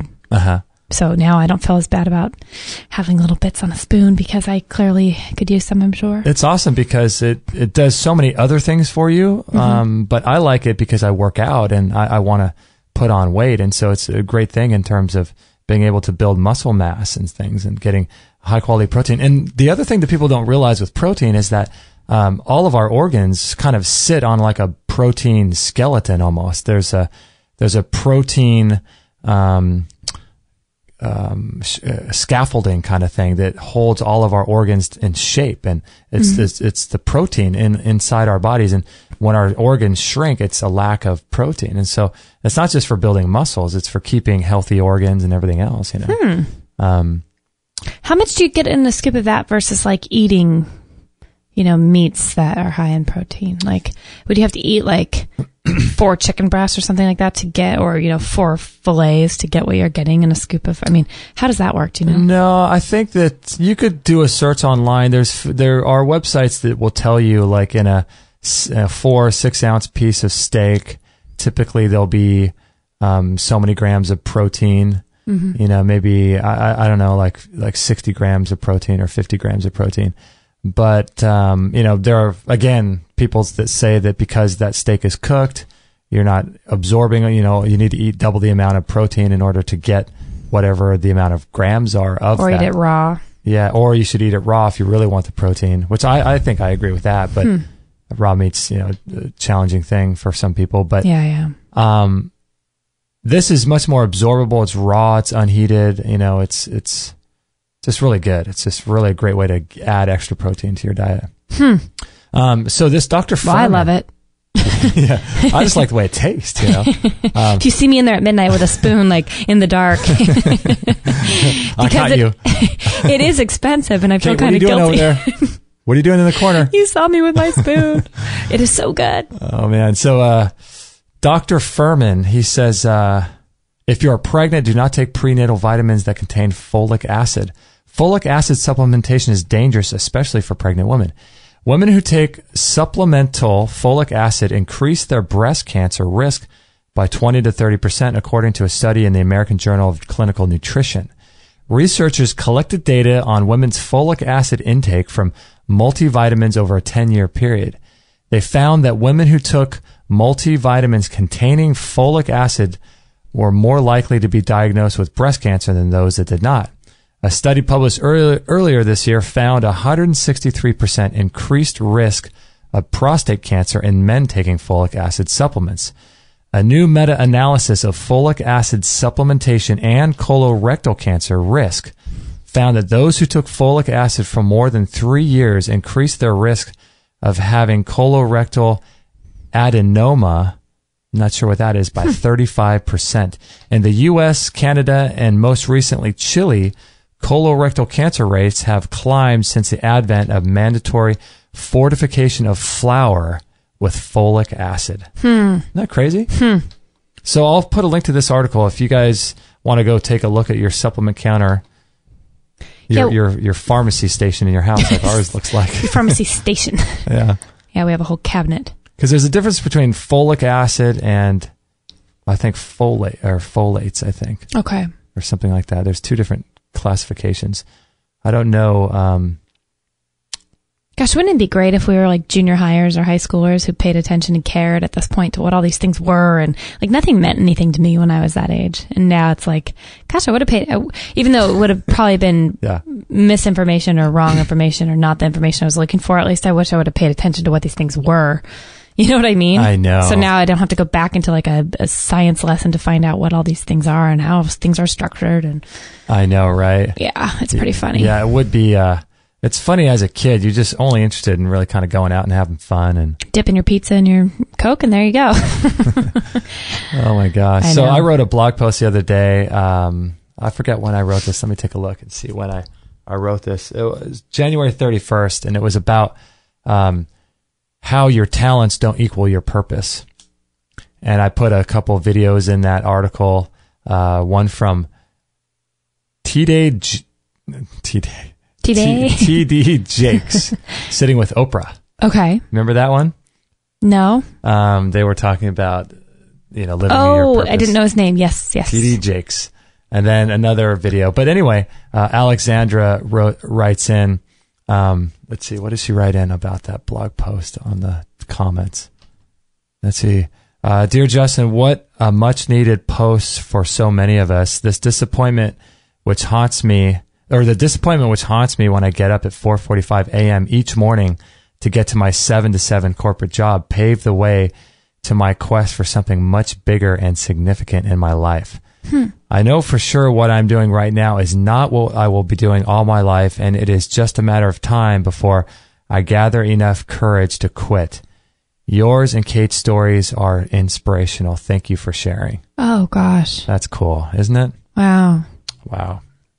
Well, it doesn't feel that way sometimes when you have days where you feel like that and other days where it's just a struggle. So it encourages me and inspires me back just as much, to hear that we're supported and people are inspired by hopefully what we're doing. But. And a lot of people are doing that same thing, a corporate job for 10, 12 hours a day. And they, need some inspiration, kind of a kick in the butt to get and do something that they're passionate about.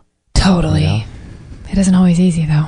No, it's not always easy. You know, there's a thing going around. I'm not sure. I want to actually purchase this, but it's called B School. Have you seen that going around the internet? I have seen B School. Marie Forleo? Marie Forleo, yeah. I believe, yeah. She's buddies with one of my faves, one of my BFFs. Your BFF? Yeah, Gabrielle Bernstein. Oh, is she? Who doesn't know who I am, but I love her.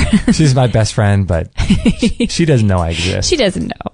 No, but they're pretty good friends, it sounds like. But both of what those women are doing is just amazing. Yeah. But yeah, B School. When did that come about? Is it fairly new, right? A couple of years ago. I think it's only relatively new, yeah. Is it called B School because it's more of like a business school, like a course to follow to kind of inspire you to change your course you've been going in life? Yeah. I think it's business school, and she's incredibly successful. This Marie Forleo, she's been on Oprah and she's been interviewed on CNN and everywhere around the world, and she just started basically with nothing and was able to develop this business and putting herself out there on the internet and doing some great things. And now she's got this whole program teaching people how to do it. And what I want to do is actually purchase the product and go through it.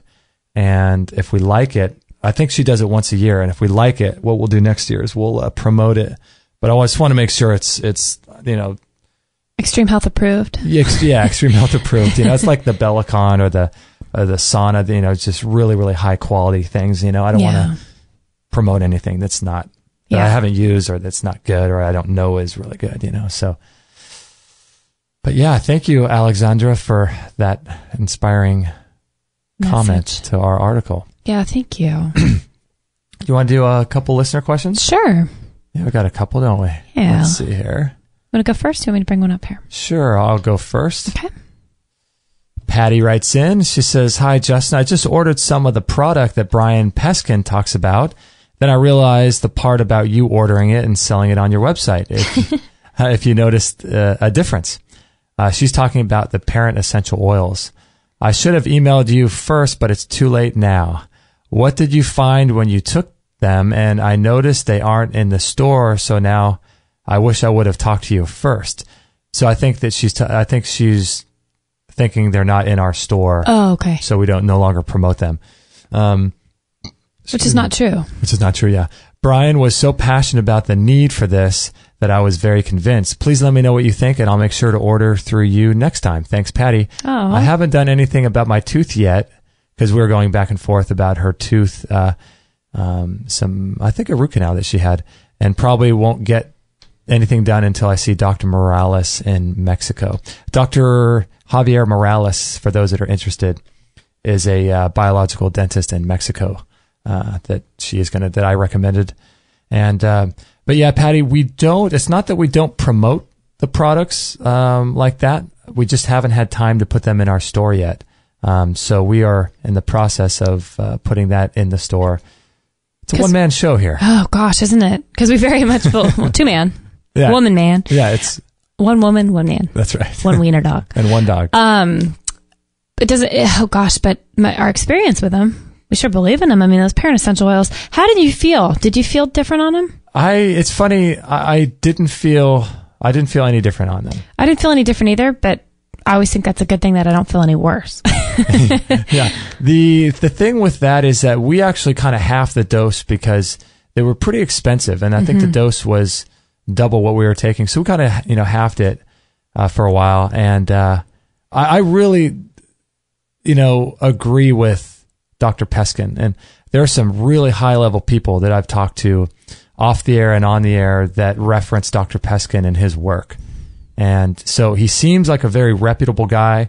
He's very personable. I email him, and he emails me right back. He's just a good guy. He seems like a really good guy. I don't know that everything you feel that you take, you should feel if you should. Right. I mean, it's almost like if your car is just a little bit dusty, just a little bit, and let's say your car is a little bit dusty, and you're going to work the next morning, and just before you come out to go to work, I use one of those little ShamWow things. You know?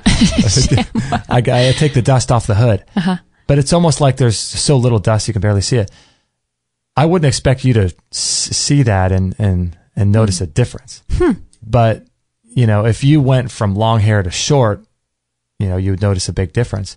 So with something like this, you know, if you're relatively healthy, you're not going to feel probably much of what's going on internally. That's interesting. I mean, you could. I mean, a lot of people could. A lot of people do. But I don't necessarily write something off just because I can't feel it, because I know there's a lot going on, you know? Yeah. But I mean, the concept makes sense. The parent essential oils, you don't need to take the fish oil because they're concentrated, they're toxic, they're rancid. And all of that overdose of omega 6 or 3 or whatever it is too much at one time. I mean, all that makes sense. It's not natural to eat. I think Brian's, one of his main things is, you know, one fish oil capsule could be the squeezed pressed juice of like 6 fish. Ew. And you couldn't eat 6 fish, you know. It doesn't sound good. Doesn't sound good, right? Right. So the concept seems much more natural when you put these natural parent essential oils in your body.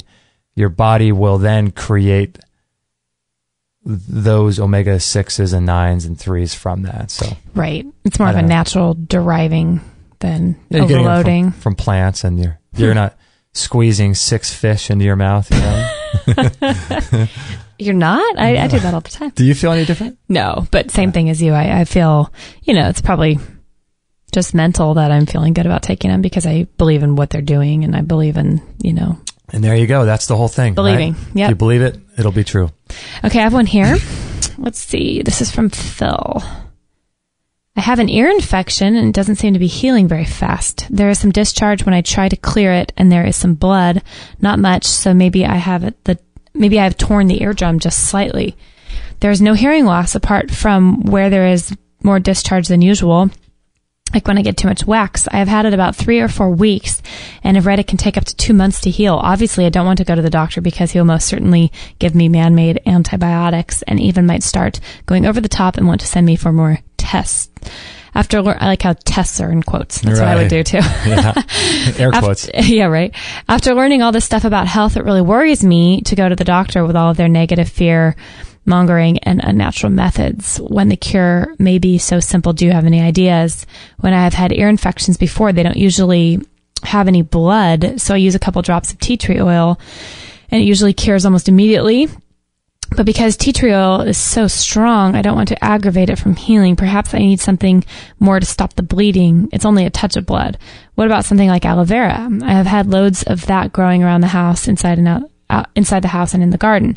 I use the gel from the aloe vera on things like external cuts and burns, and I've eaten some before because I read it is also good for the digestive system. What do you think about it in the ears, or any other ideas? Also, have you done a program on the connection between ear, nose, and throat?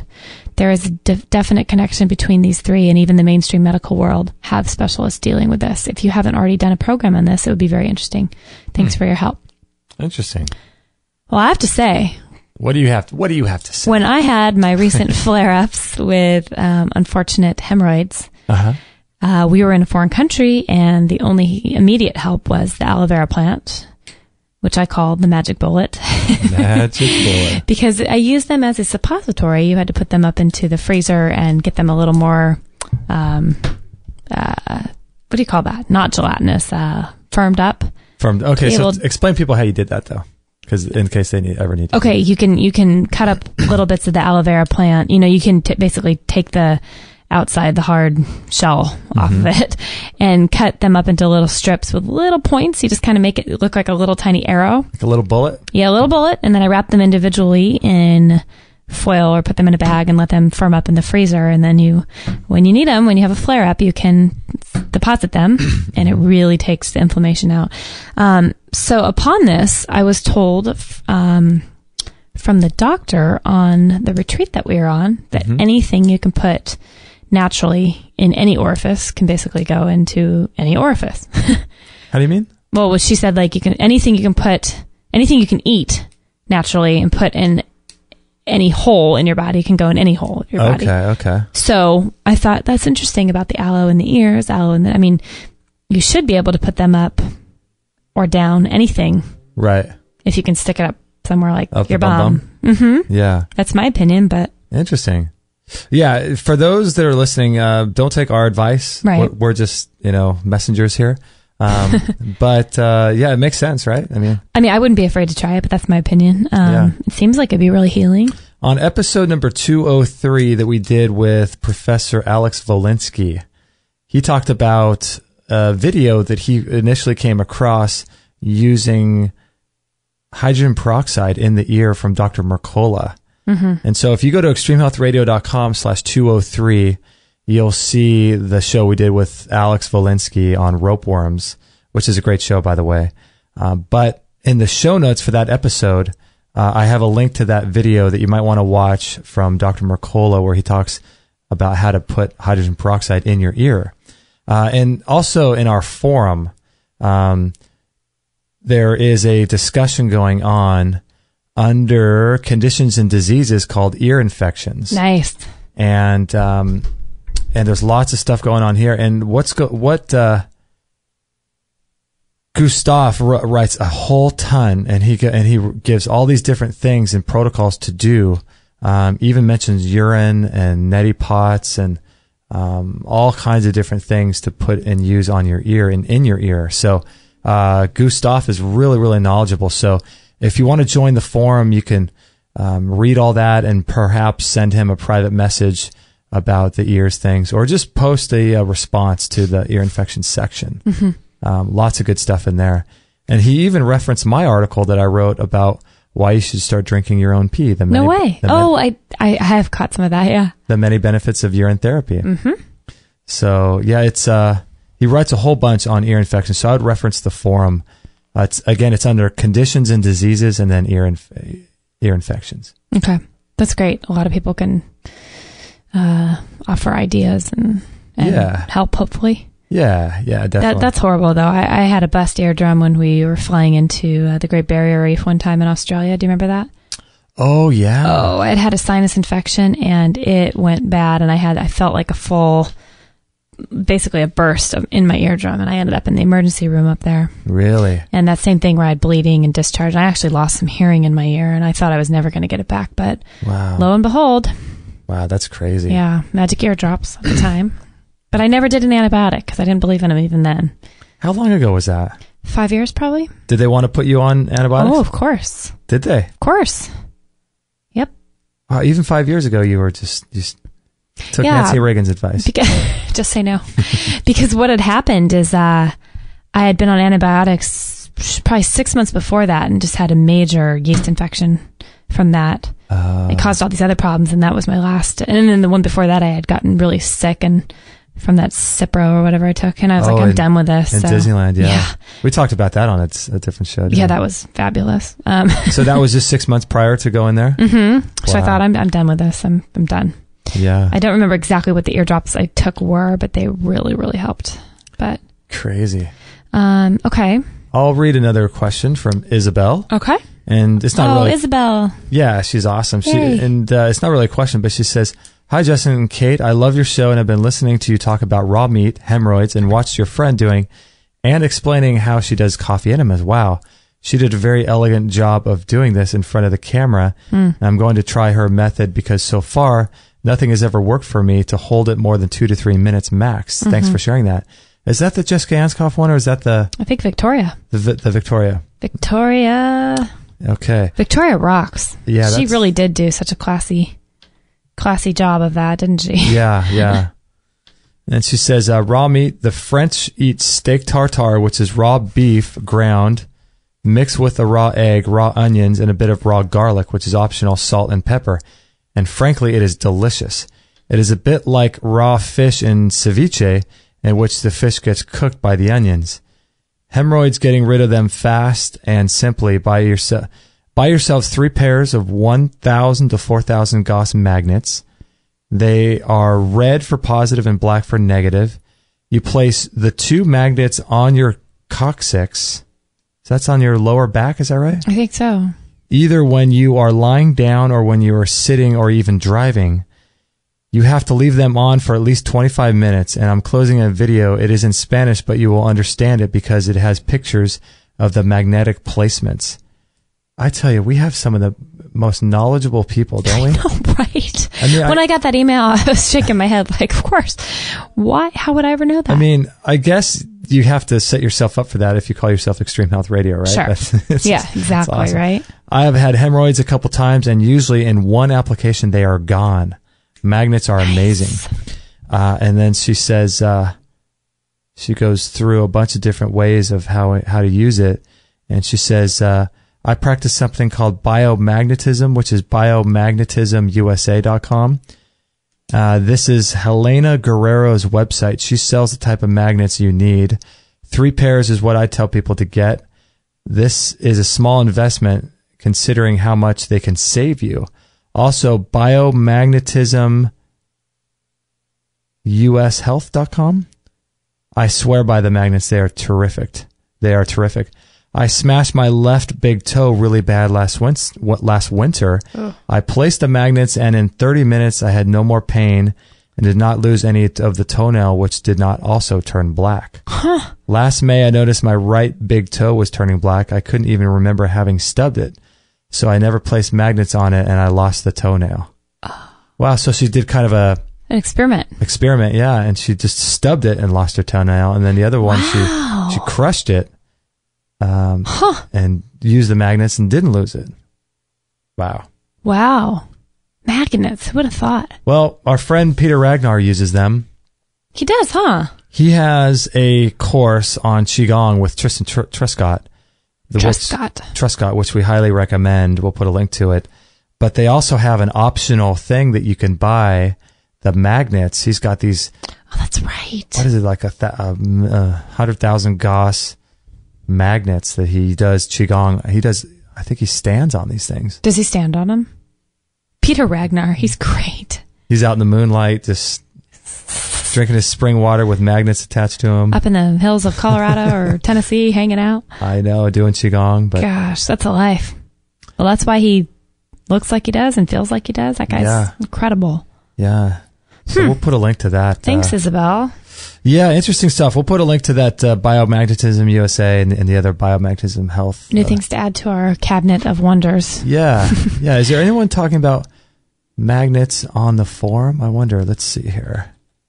Magnets. Let's see if people are talking about magnets in our forum. No, nobody talking about magnets yet. Ooh, maybe I need to start that, huh? Yeah. Huh.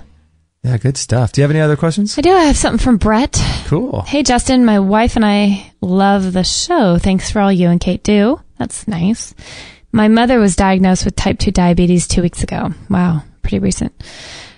She also has Graves' disease and has had her thyroid removed. She takes a thyroid mimicking supplement every day.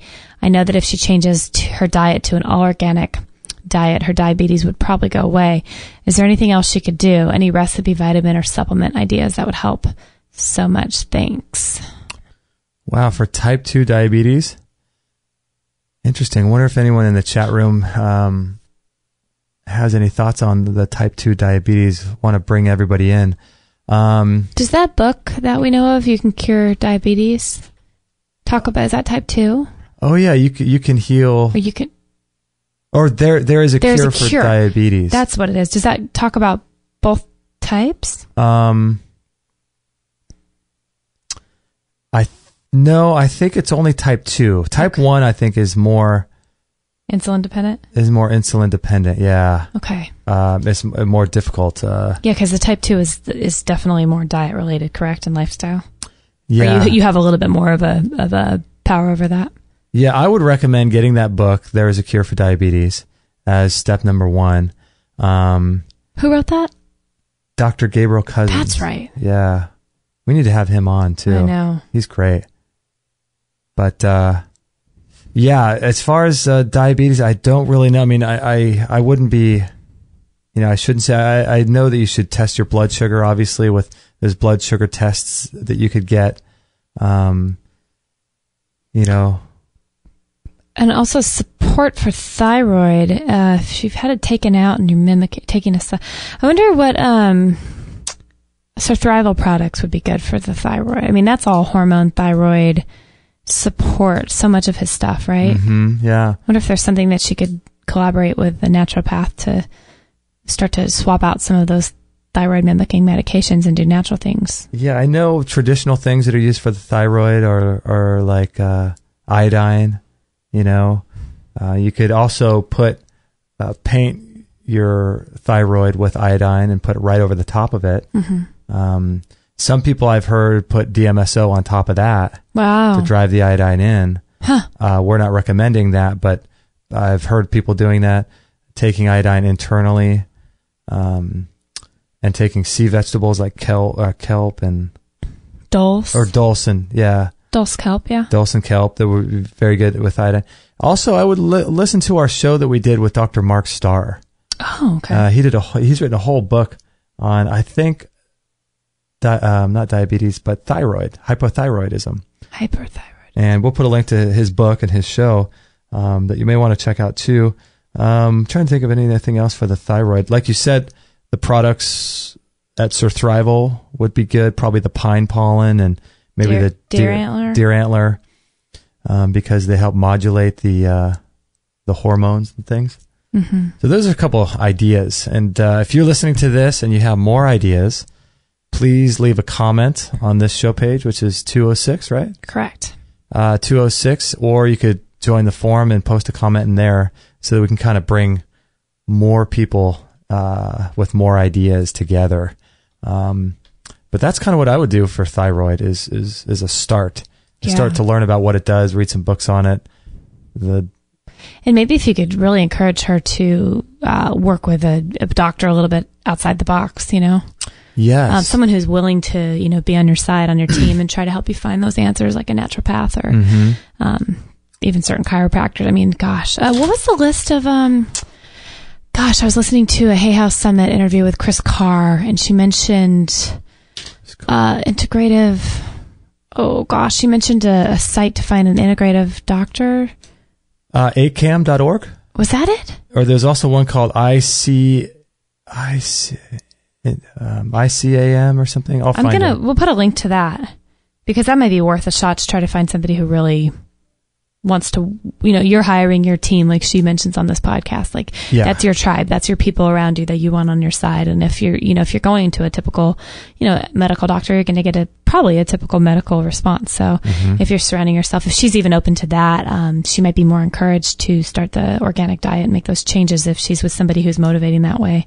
Yes. So I highly recommend gently trying to encourage her to go that route. Yeah, so we'll put a link to that. It's like acam.org or something like that. Yeah, and there's another one. I'll find the one that Chris mentions. Yeah.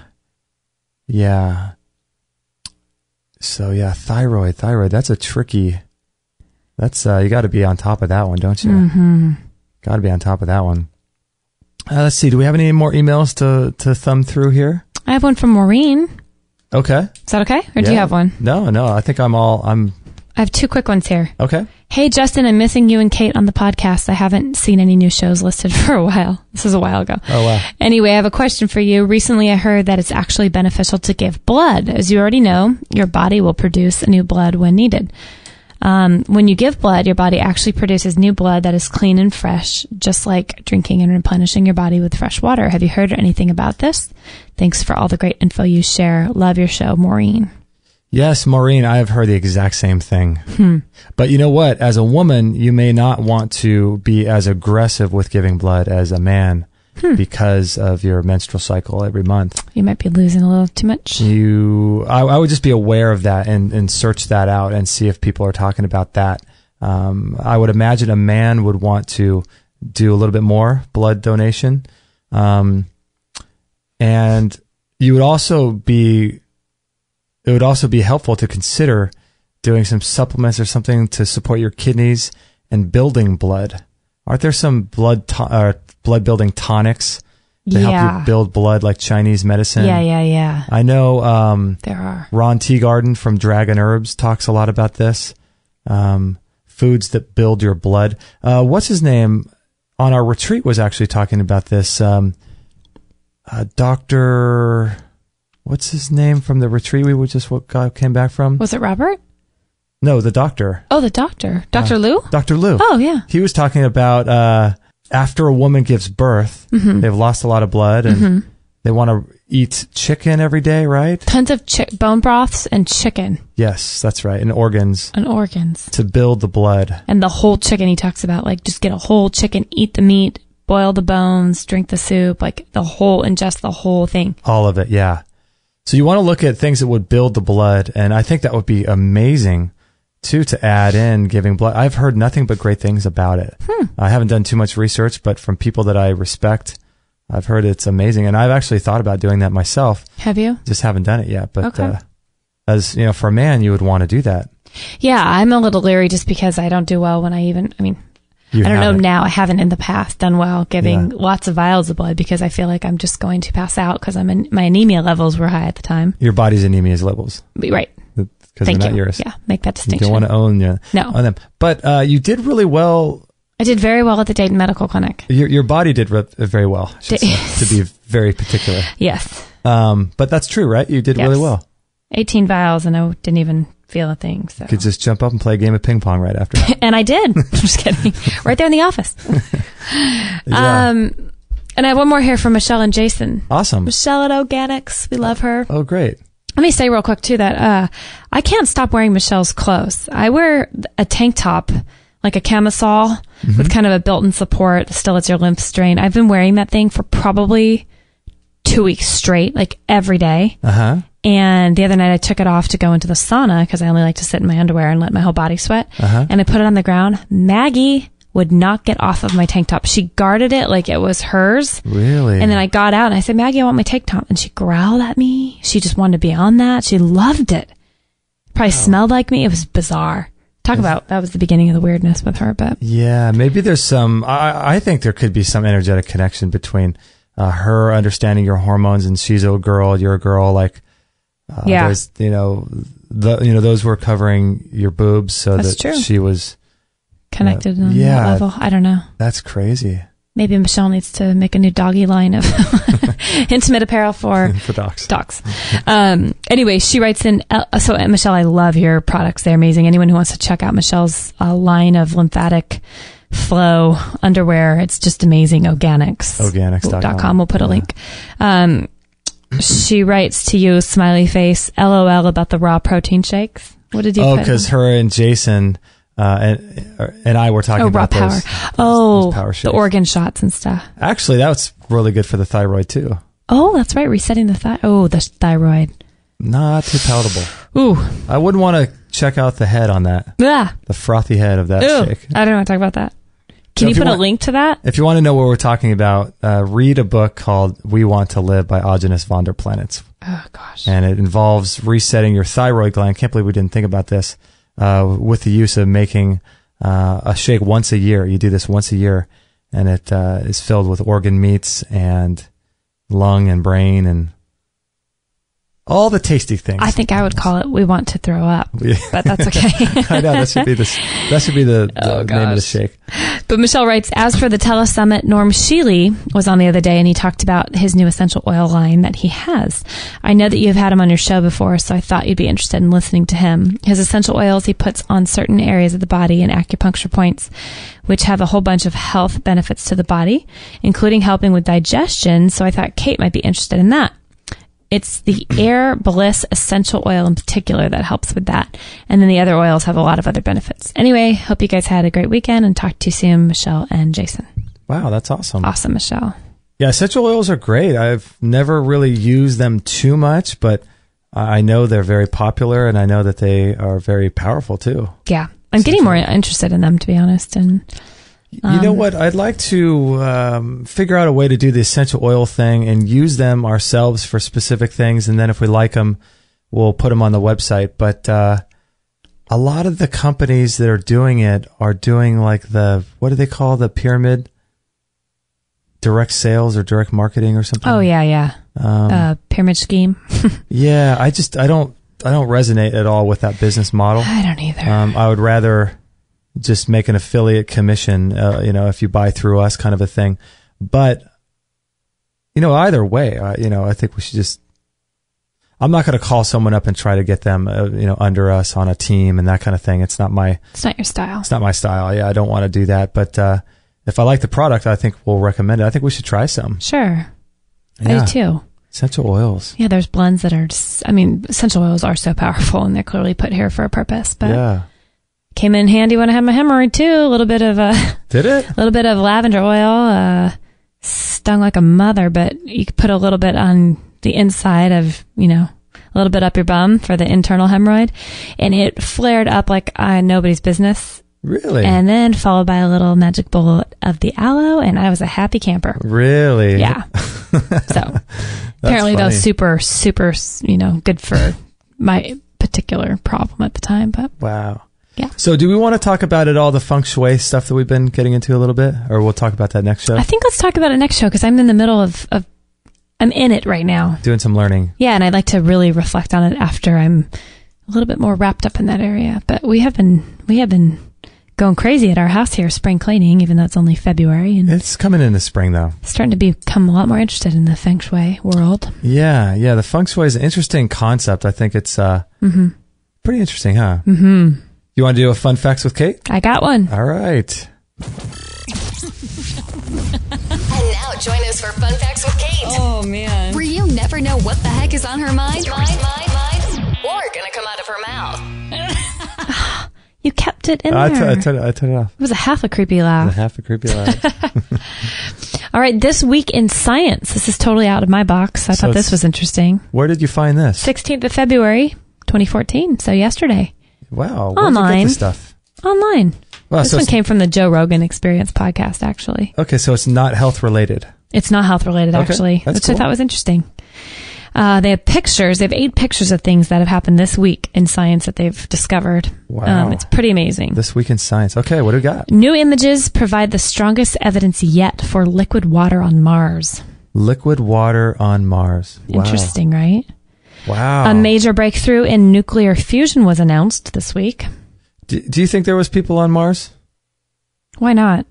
I know. I don't know. I'm starting to believe anything. How about you? It seems probably, yeah. Yeah, at some point. It wouldn't surprise me, I guess I should say. Yeah, at some point, probably. Nanomotors were steered inside living human cells for the first time. I have no idea what that means. Nanomotor. So nano just means small. Like these things are microscopic, machine-like things that they could, kind of like a remote control car, I wonder what they were meant to do. Yeah, I'm sure they had a specific purpose. That's a little bit crazy. It's a little weird, huh? I don't know if I like the sounds of that. I know. What the heck are they? I know. Probably spraying them down from chemtrails and they're going inside our bodies. Well, I bet. Oh, look at you. I like Don't that. even get me started on some of the weird thoughts that go in my mind. I wonder if that's happening. Wow. But that's fodder for a Tuesday show. That is fodder for a Tuesday. Hopefully this year. That's true. Get that going. A fossil revealed the oldest known vertebrae. Live birth. Oldest known vertebrae. Wow. That was just discovered this week? Yeah. Well, I don't know if it was discovered this week, but it's a big thing in science this week. Wow. It shows a picture of it. It's pretty cool. Wow. These fossils are amazing. Okay. The most distant known galaxy was discovered. Now, why aren't we hearing more about that? No, we hear about Justin Bieber's new haircut. Bieber, right. Yeah. Who cares about a new distant galaxy that was discovered? We want more Miley. The bouffant to the comb over, so we need to hear about that. Yeah. Are we exporting him or aren't we? Golly. Deporting him? So exporting. What's Can't that? export a human. No. Deport. Interesting, right? What was it? I forget. I don't know. What? I don't know. You don't know what? I don't know what it's called. No, we're talking about the last thing. I know. The most distant galaxy. Oh, yeah. That's the most distant known galaxy was discovered, but I don't know what it was called. Okay. Do you? I don't know. Okay. Is that what you were asking me? I was asking you to read that over again. The most distant known galaxy was discovered. Okay. Jupiter's moon was globally mapped for the first time. The name of it is Ganymede. Jupiter's moon. Wow. Globally mapped for the first time. Wow. The oldest known star in the universe was discovered. See, I'd like to know how they know that. I know, right? How do they know these things? I don't know. That is crazy. I know.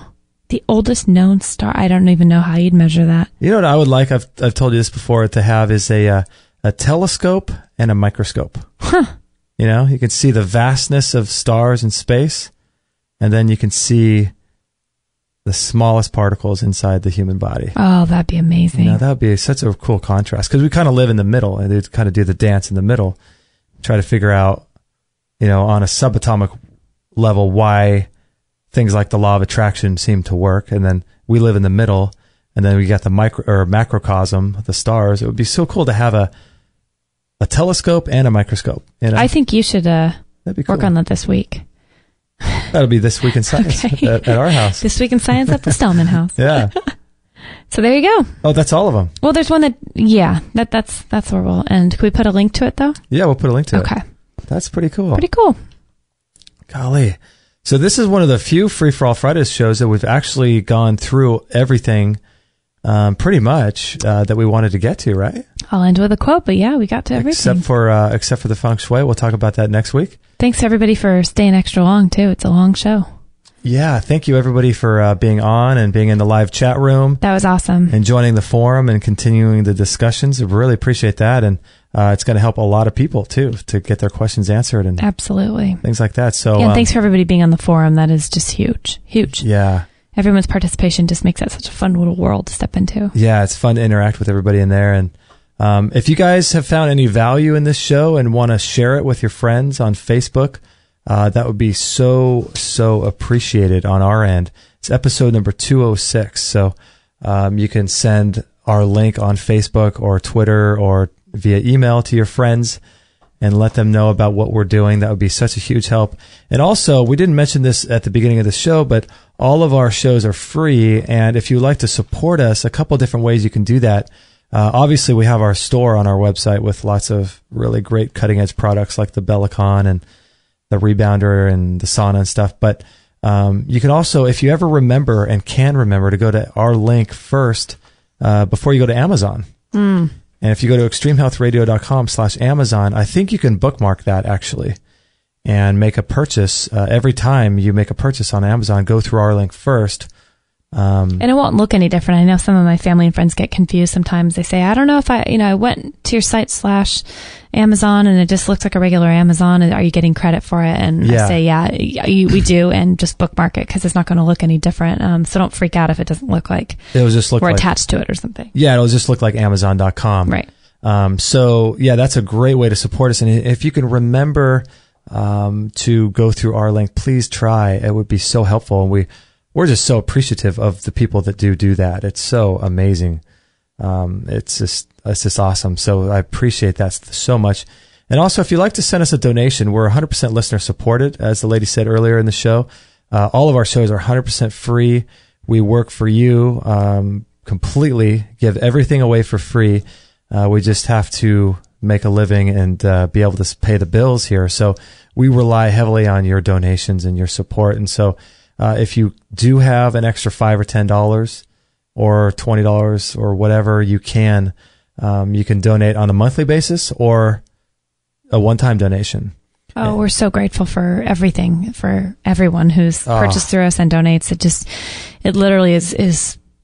It's invaluable. It's invaluable, and it's very comforting considering I've just changed my work schedule, and that's right. We're going to see how that's going to work out, but I'm just trusting that God has bigger plans and that it's going to be okay, but we definitely could use the support from you guys. Support, yeah. You went from 3 days a week working at the salon because of your toxicity levels to 1 day a week. Mm-hmm.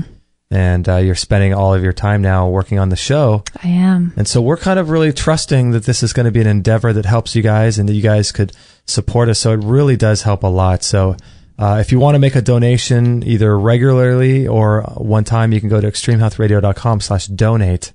And that would be so very much appreciated. We couldn't tell you, oh my gosh, how much that helps us. Yeah, thank Just you amazing. guys. Yes. So enough with all of that. Now I think it's time for a quote, isn't it? I think it is. Before we will say goodbye, let's leave you with something to ponder throughout your day. Here's an inspirational quote for this episode. Who doesn't love Albert Einstein? I know, Albert Einstein. There's nothing wrong. I got nothing against him, right? This comes from Albert Einstein. Okay, what do you got? The intuitive mind is a sacred gift, and the rational mind is a faithful servant. We have created a society that honors the servant, but has forgotten the sacred gift. The intuitive mind is a sacred gift, and the rational mind is a faithful servant. We have created a society that honors the servant, but has forgotten the sacred gift.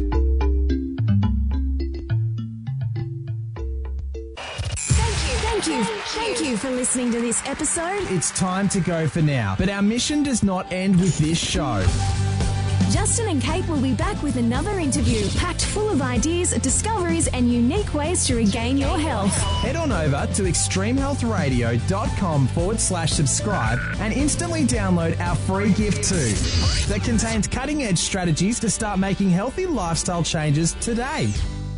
No material on this blog is intended to suggest that you should not seek professional medical care. Always work with qualified medical professionals, even as you educate yourself in the field of live food nutrition and alternative medicine. I'm not a doctor, nor am I offering readers or listeners medical advice of any kind. None of the information offered here should be interpreted as a diagnosis of any disease, nor an attempt to treat or prevent any disease or condition.